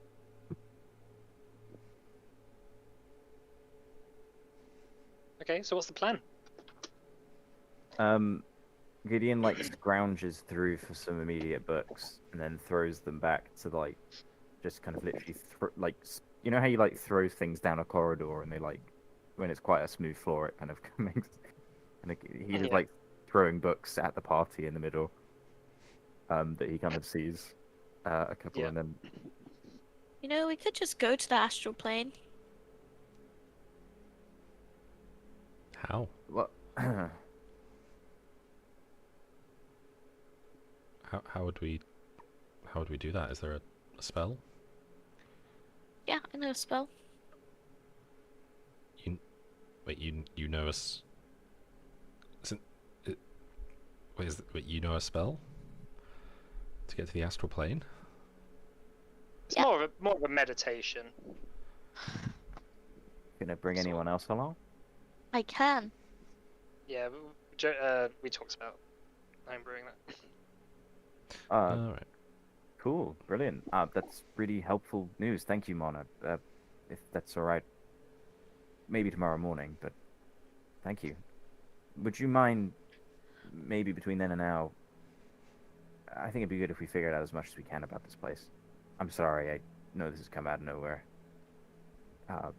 Feel free to start looking through any of those books, books that are kind of around the posse. A pile slowly starting to. Slowly fill. Pick them up and see what you can find. It should be in common, but some of it's in Elvish and some various other languages. Pass it around. I know some of you speak different things. Yeah, I'll take the. All right, so who's so- gonna help out? I'll help. I'll take some of the Elven books, I guess. Mhm. Might Alright, not as fast a so- reader as you, Gideon. So I guess I'll I'll do what I read can. as well. Roxanne, what are you gonna do? I will help with the book reading in any way I can. Okay. All of you make an intelligence check for me then. As you open up these arcane tomes, dusted. Actually, no, I'm going to pretend to read them. Cool. Sorry, I did a save. So, do I need to do deception? Yeah, you do. That's so funny. That's the classic, like, oh yes, I know some of these words. I hope you get that 20. In there. No. Roxanne is Ah, just yes. obviously not Holds reading. the book upside down. Yeah, that's what... Oh, this is a fine chapter. Yes. Roxanne, you do realize the book is the wrong way around. Oh. Well, that'll be why it doesn't make sense why it's going in. The story's And I'm- not making sense. And I'm pretty sure that's a dictionary. Well, it really doesn't make sense then. Yeah, it's not much plot. Well, that's basically a cipher. You sometimes find all sorts of weird, Hey Roxanne, you Thing. might want this might want this book. It's got pictures in it. Ah. Perfect. He's just I'll got a read whole that. bunch. He's got a whole bunch of pictures of different like magical glyphs. Yeah. Really long explanations of what each tiny bit of the glyph adds to the spell. Oh. This single dot means the soul and the universe and. Sort of like learning. It's like learning to read Chinese. Are there any like color by numbers magical glyphs? Roxanne, I hate to say this, friend. You're kind of in the way a little bit. You see down there, there's that path down there. There's basically a bunch of artifacts that Master Mirzad mostly has collected over the years. Have a look, see what you find. Don't just please don't touch anything. Okay. Will do. Mona, Definitely gonna touch Aye. something if it's a weapon. so when we go to this astral plane, do you know? I know for a fact that there are time differences across different planes. Do we know how long the time difference is in the astral plane as opposed to here? I have no idea. Make an Arcana check for me, Mona.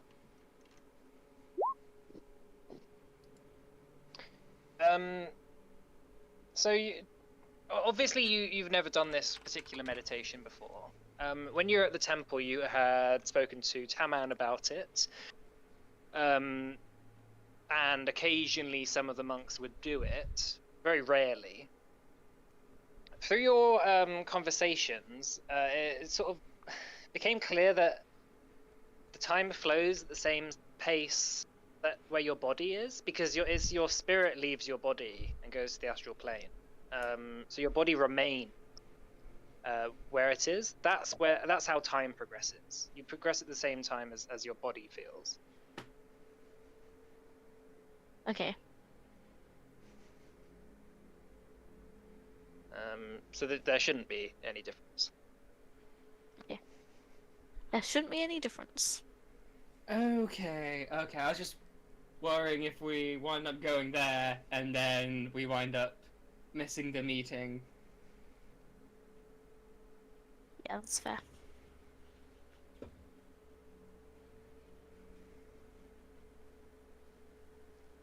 Okay. So what's everyone done? Matt, what is your proficiency modifier on the intelligence save? What is your... It's 6 on proficiency bonus generally. So it'd be a 40. Yeah.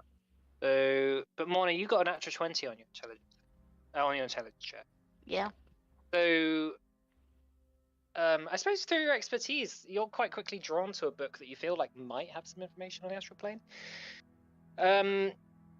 What you learn is that it is a realm where spirits go, and it is sort of like in between all the different. It's basically sort of a second actual realm.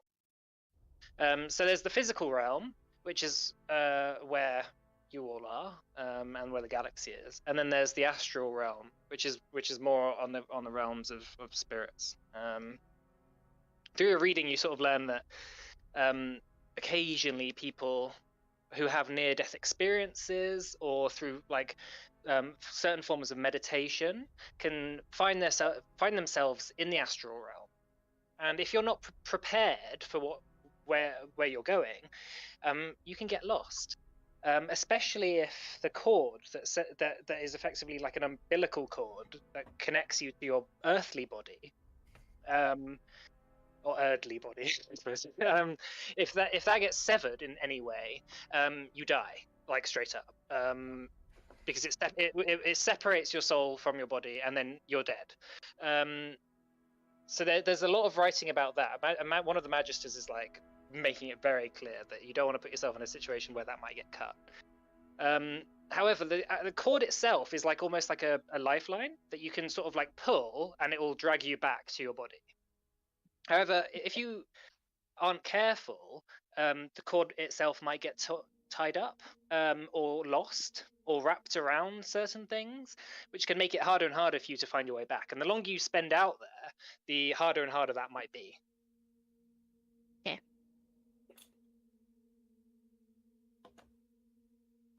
So maybe this guy's spent too long out there.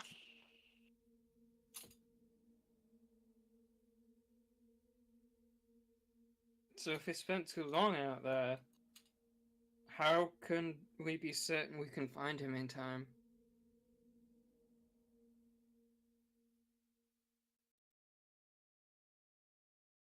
I don't know. Oh, Gideon, how long's he been there? How long's he been in this place? Well, in our time, it would have been a couple weeks before I met you guys again. That's quite a while. But surely his soul's just been cut from the court just left him then. So it's not been that long at all. I mean, you saw it too, right? I mean, the cord's still there, right? Well, I'm imagining we can kind of put it together again. So Mona, so Mona, you probably imagine that if you focus during that meditation on finding someone specific within the astral realm, you can be transported to a place in the astral realm that's near there. Okay. It's like a mental thing, because the astral realm is like a sort of a realm of mental forms. It's all spirits and spiritual stuff, and you can just go wherever you want within it. Yeah. So if you imagine and focus on just that, going to that person to find them, you imagine that you'll be drawn quite close, and you might be able to follow the cord the rest of the way. Okay. But how can we be certain we can just put this guy's soul back into his body if the cord's been cut? I don't know. I'm not sure the cord has been cut. I thought that's what that happened. Sorry. And Mike, would we know what to do once we found him? Uh, um, knows. You imagine that you could help guide him back, because you guys would know how to get back.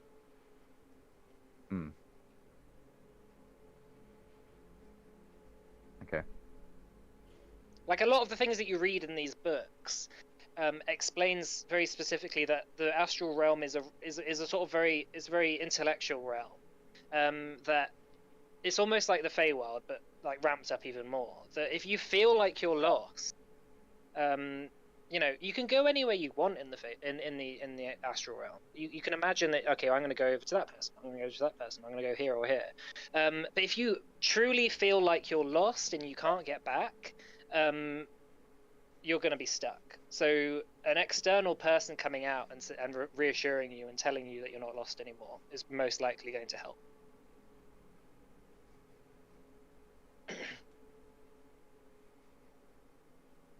Huh. If Well, that makes before sense. we go, well, when we're there, I should cast glibness.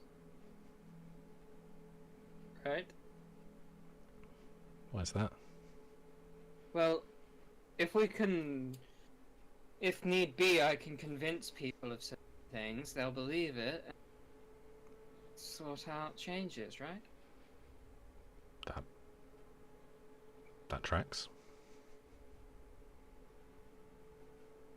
I can... If you guys feel lost, I can help you not feel lost. If this guy feels lost, I can convince him he's not lost. And what if you feel lost? Well, then let's just hope I don't feel lost then. If we come across something nasty, I can convince it that it is falling down a river. I think you cut out halfway through that.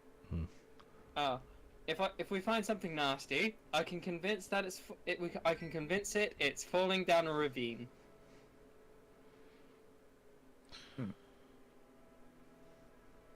All right then. Well, if you feel lost, but somehow have convinced the rest of us we don't, I could try just banishing you. Exactly. And then if you believe it'll work, then it will?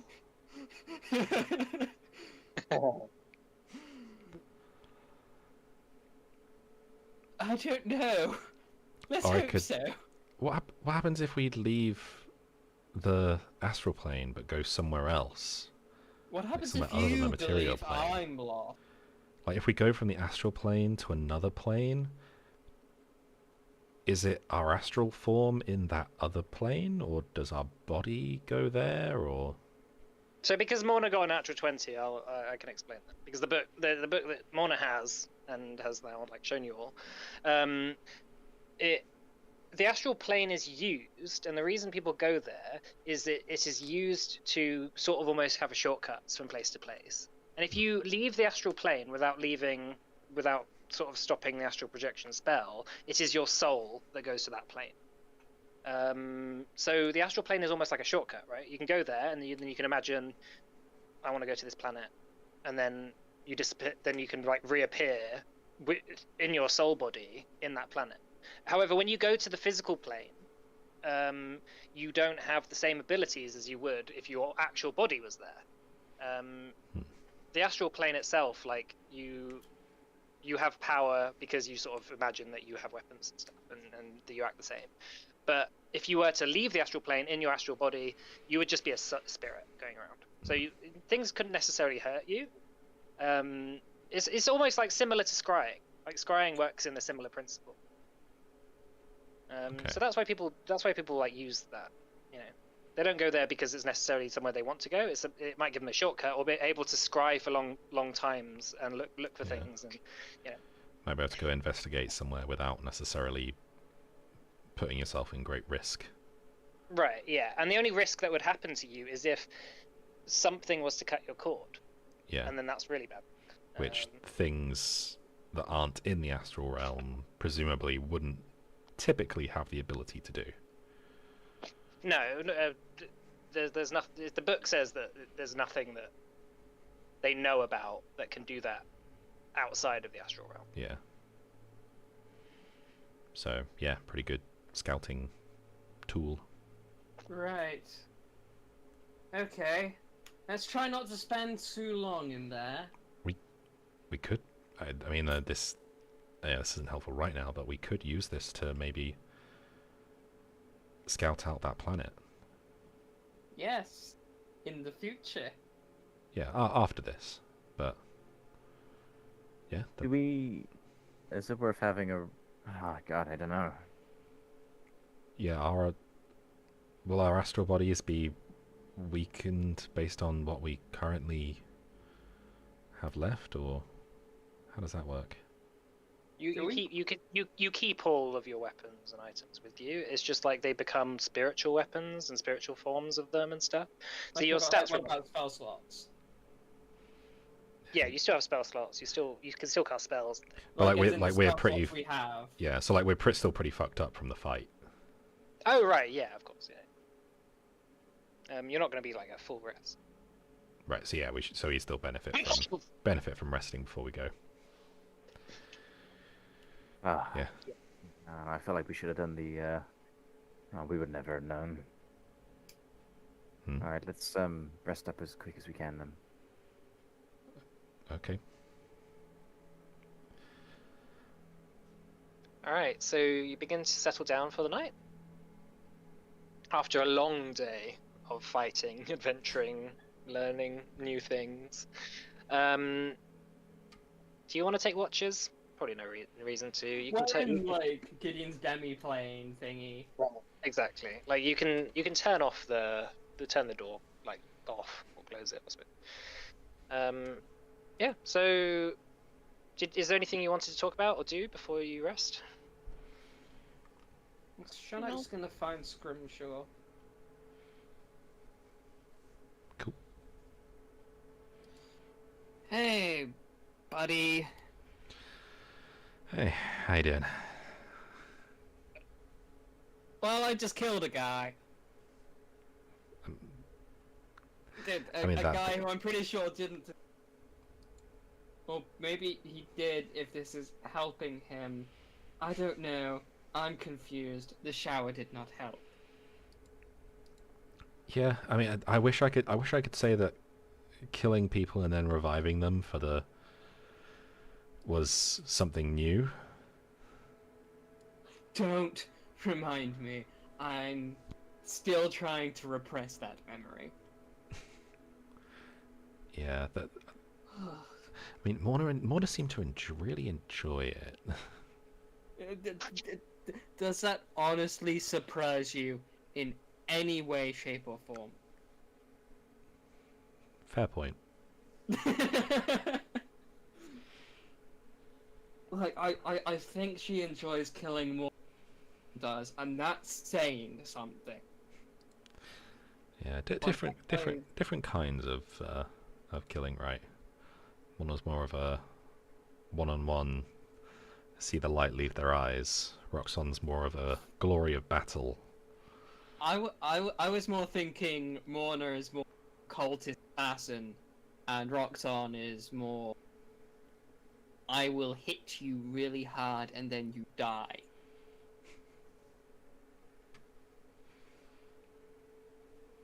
Yeah. But I'm not here to talk about my fear that fills me every day related to our party friends who have filled my nightmares for the past few months. I'm here to talk about something I'm pretty sure you already know I want to talk to you about. Aaron? Yeah. I know he means a lot to you. Is that the right term to use? I'm not sure.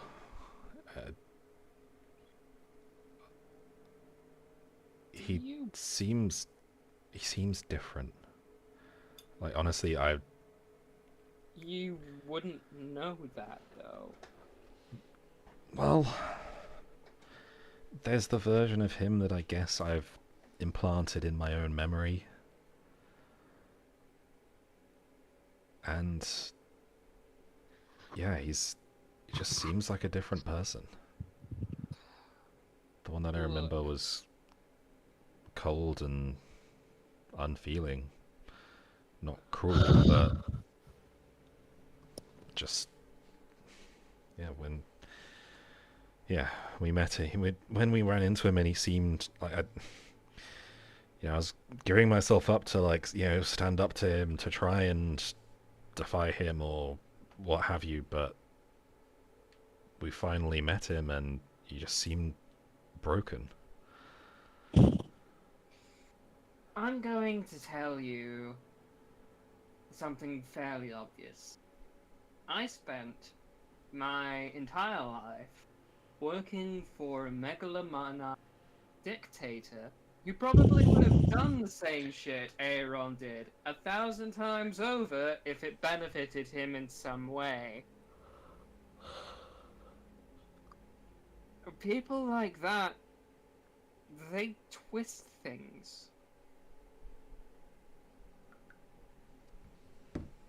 I don't know Aaron, and you know Aaron more than I do, but I feel like you still don't know him right now until you can fix your noggin.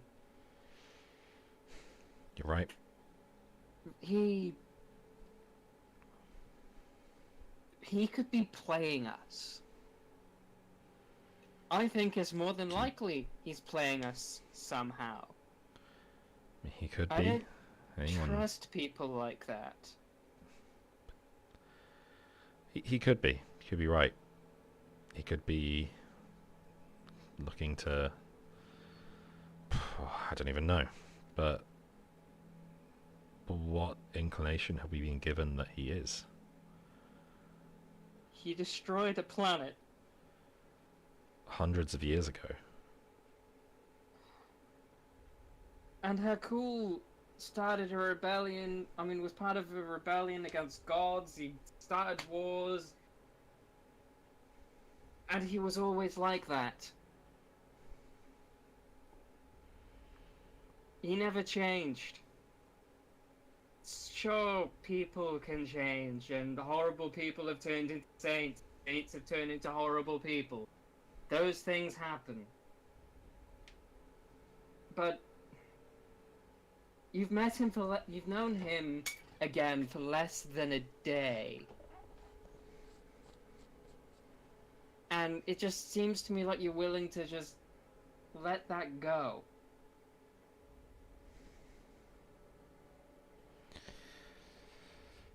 What would you do in my position?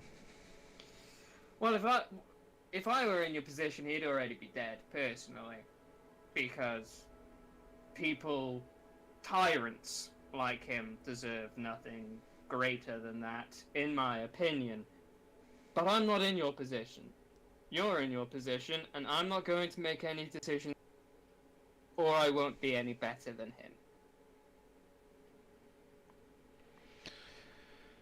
It's your choice. You live with the consequences.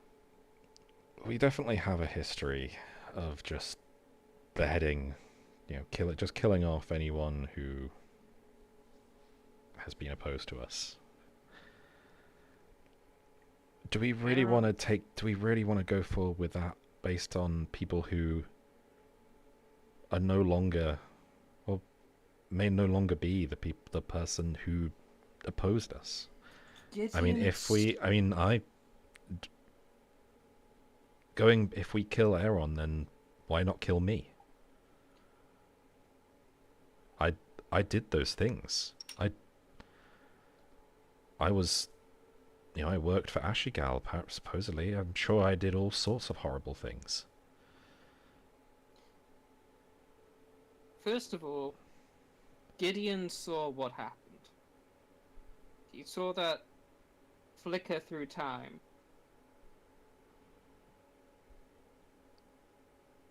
So it's not just Tails' word here. He didn't see Aaron. He didn't see Aaron, but he saw Aaron's lackey, working with demons. I mean, he saw demons. He didn't. No, I'm pretty sure he did see humans as well. Well, he saw. Yeah, he saw.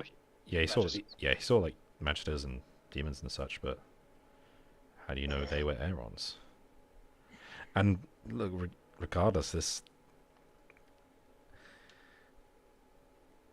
a mortal changes so much in 3 centuries. How can you Your even change call is them different. Can you really call someone the same person? Are you the same person that you were when you were 6? If he was more remorseful, he wouldn't be so dismissive. I think he's dismissive because he's ready to face the consequences if they If come. he was ready to face the consequences, he would be facing them rather than saying, "Oh, I did those things a while ago, but I'm different now." He said he'd turn himself in. He said he'd turn himself in. I mean, he could have just fled from us the moment we got home. I mean, we weren't He in could have. a position to stop him. He could have, but he's not. He doesn't have the same powers he did. Like, he was well welcomed by the Cairo Concord when he showed up that time. He had built this entire legacy for himself. Aaron can concur here. He created this whole structure for him to take advantage of, and that's gone. What Well. purpose would it serve for him to flee? Instead, he can help us save the world and regain power that way. Does that help him regain power? Well, if of anything, course. if anything, it just risks his own life. He could flee. He could flee to another plane. He could, like, when you're that powerful with magic, like you're not tied to any planet. There are always limits. I think he's ready to die. And if he can do some good before he does, I see no reason why he wouldn't. All I'm saying is, you're not an idiot. You might be naive and want to see the good in everything, but you're not an idiot. And so I know you're not stupid to just take what he's saying at face value. All I'm saying is, I'm concerned that wanting to see the good in him might put everything else at risk. He could be lying, he could be doing this, he could be doing that. I'm not saying don't trust him. I'm not saying don't hope he'll do something good. All I'm saying is be vigilant and be careful.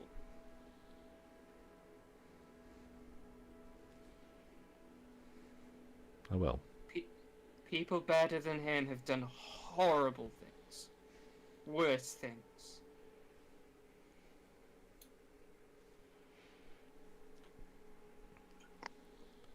I hope you don't think that I've just forgiven everything he's done.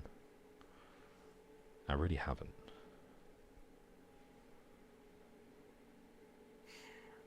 I don't think you've forgiven him. I'm just worried he won't get what he deserves. Is it worth spiting him just at the cost of this world? I mean, he's there's a always... big, he's a powerful ally. When we destroy this planet, there's all the time in the world to deal with him.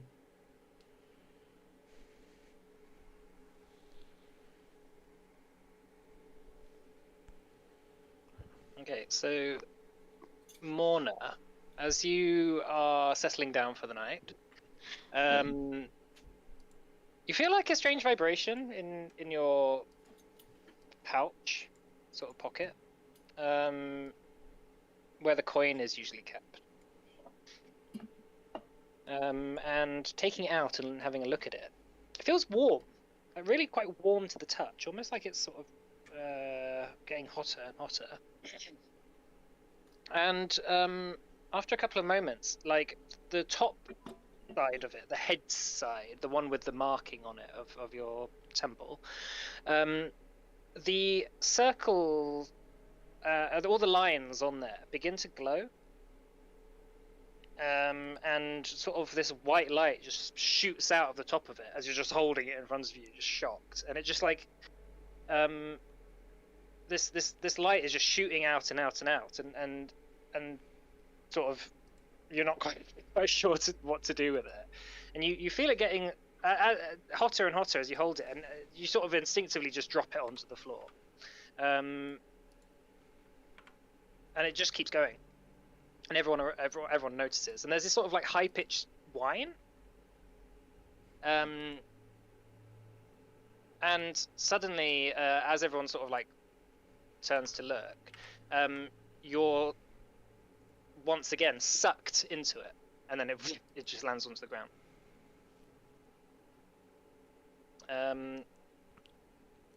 Once again, you are faced in front of the trespasser, as before.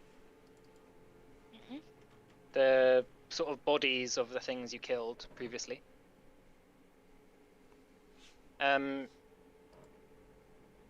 She's just staring down at you as this like beam of light is shining from the orb. She doesn't have any expression on her face. There's just this sort of like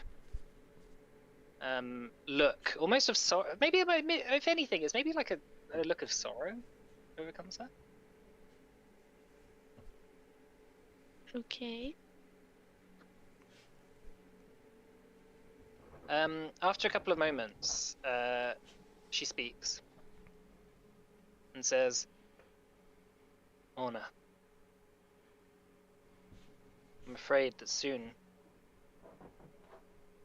Erd will be put in mortal risk."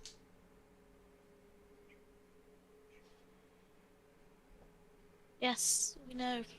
From the planet of the undead. Yes, but not just the planet born dead. There are forces here that threaten to destroy all that we have made, all that the Grace of the Crow has strived for. What horses?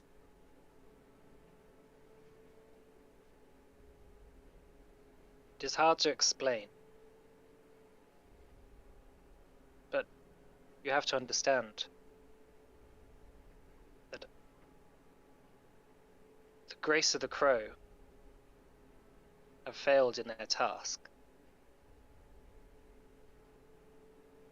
My previous champions are all dead. They are gone.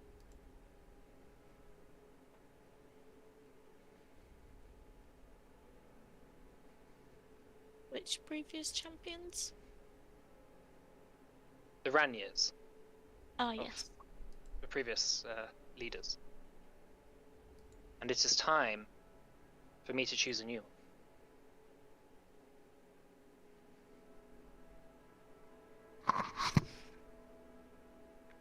Okay. Who do you choose? I choose you, Morna, she says, as the shadow begins to sort of like grow before you. It sort of begins to sort of elongate, and the smoke slowly sort of like goes towards you and begins to sort of engulf you. She says, I fear that only you can continue the Grace of the Crow as I originally intended.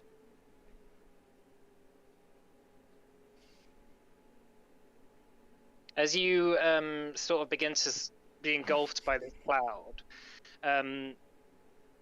you begin to cough. Like it's quite strong. Like this, it's almost like a sooty engulfing of mist. Sort of begins to fill into your lungs. You begin to like see as your hands and arms begin to all the veins in your arms begin to glow. With this bright, radiant light that shines out of the soot, and she says, "I give you this power. Do not fail me. I cannot afford it again." And you watch as she begins to sort of almost fade, slightly. There's this like flickering almost where her form, her visage begins to almost go transparent. She seems to be struggling, and she says, "It takes a new champion to continue the work of the Grace of the Crow." And then suddenly you're back in the thing, and everyone's sort of crowding around the coin. Obviously looking up in confusion at the rest of them. The rest of you see Morna return, looking slightly different, I suppose. All of her veins are glowing, and her eyes sort of have this sort of like glowing sort of white light that sort of almost shines out of them. It almost looks like she's like slightly overcharged in a sort of strange sense. You have a thing that I'm introducing to the campaign called being divine touched now. We'll talk about it. But you have been chosen by your god to be the sort of hero of the Grace of the Crow. So there you go. But the rest of you are in shock. See Morna sort of like just apparate out of this coin. Ah, shit. Morna, are you okay? Yeah. Yeah, I'm okay. You're, I've been chosen. you're a bit glowy. Yeah, I've been chosen by the Trespasser as a hero. That doesn't seem very stealthy. I'm the chosen one. Can Gideon do like an insight check or something? Because like if somebody came out of a coin and starts saying I'm the chosen one, I think I'd. Who's gonna do one? I mean, I know what the role's gonna know what it's gonna be, but yeah. I mean, Morna, how many fingers am I holding up? You would better tell. He's holding 5 up. 5. Okay. So she definitely kind of here. So you saw her, I'm assuming. Do we actually know the Trespasser? Have you ever told us? Yeah. Yeah. Yeah, of course you have. Yeah. The Trespasser, right? She chose you? She's chosen me What? Chosen for what? to be her hero. To destroy the Planet Dead and to continue the work of the Grace of the Crow. Huh. And that's it, yeah? And that's it. Not to like murder Gideon or anything. Not to murder Gideon. Although if she asked me to, I'd do it. Yay! I told you. Just kind of hesitantly raising his thumbs. Yeah, before you say anything, Gideon, I wouldn't test her. No, I have no intention. In fact, one of the things that started me going down a slightly darker path was her fists in my face. And my axe through your head. Yeah, I'm not gonna lie, Roxanne. I wasn't particularly intimidated by your art. In fact, I'm pretty sure since the first time I met you, I've only been intimidated by you once, and that was then. I mean, to be fair, I think being beaten to death by fists is more terrifying than an axe to the face. I mean, I can do both. Yes, but Morna can do it better. Ooh, ouch. So Gideon, there's this like strange, I suppose this strange niggling feeling because you've done a lot of reading, and you know a lot about the history of Erd from all the Magisters, and you know the whole thing about Erd is that the gods are dead. Every sort of like divine encounter that any Magister has ever written about has always been metaphorical. There's never been any sort of like, it's almost always been heresy to suggest that there is actual gods living in Erd or among Erd. And yeah, this seems to you like someone you trust, straight up just telling you that she's just met a god. But I suppose that's just something just to make you think. Like, there's a mystery there of like, what the fuck?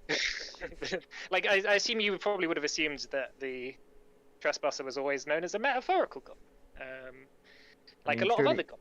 Surely they still could, though, right? Because like it could just be some demon that's given her power for all we know. It's your, you know, like it's a mystery, basically. Yeah. Anyway, I think we should leave there for the night. All Okay. right. Cool. All right. Thanks for the sesh. Yeah, thank you. Yeah. Awesome. Yeah, thanks for playing, everyone. We're getting there. Mona shows up really super glowy, says that they're chosen by their god, and will kill Gideon if their god tells us to. Yay! All right. See you next week, Russian spammers. Goodbye. Asvedanya.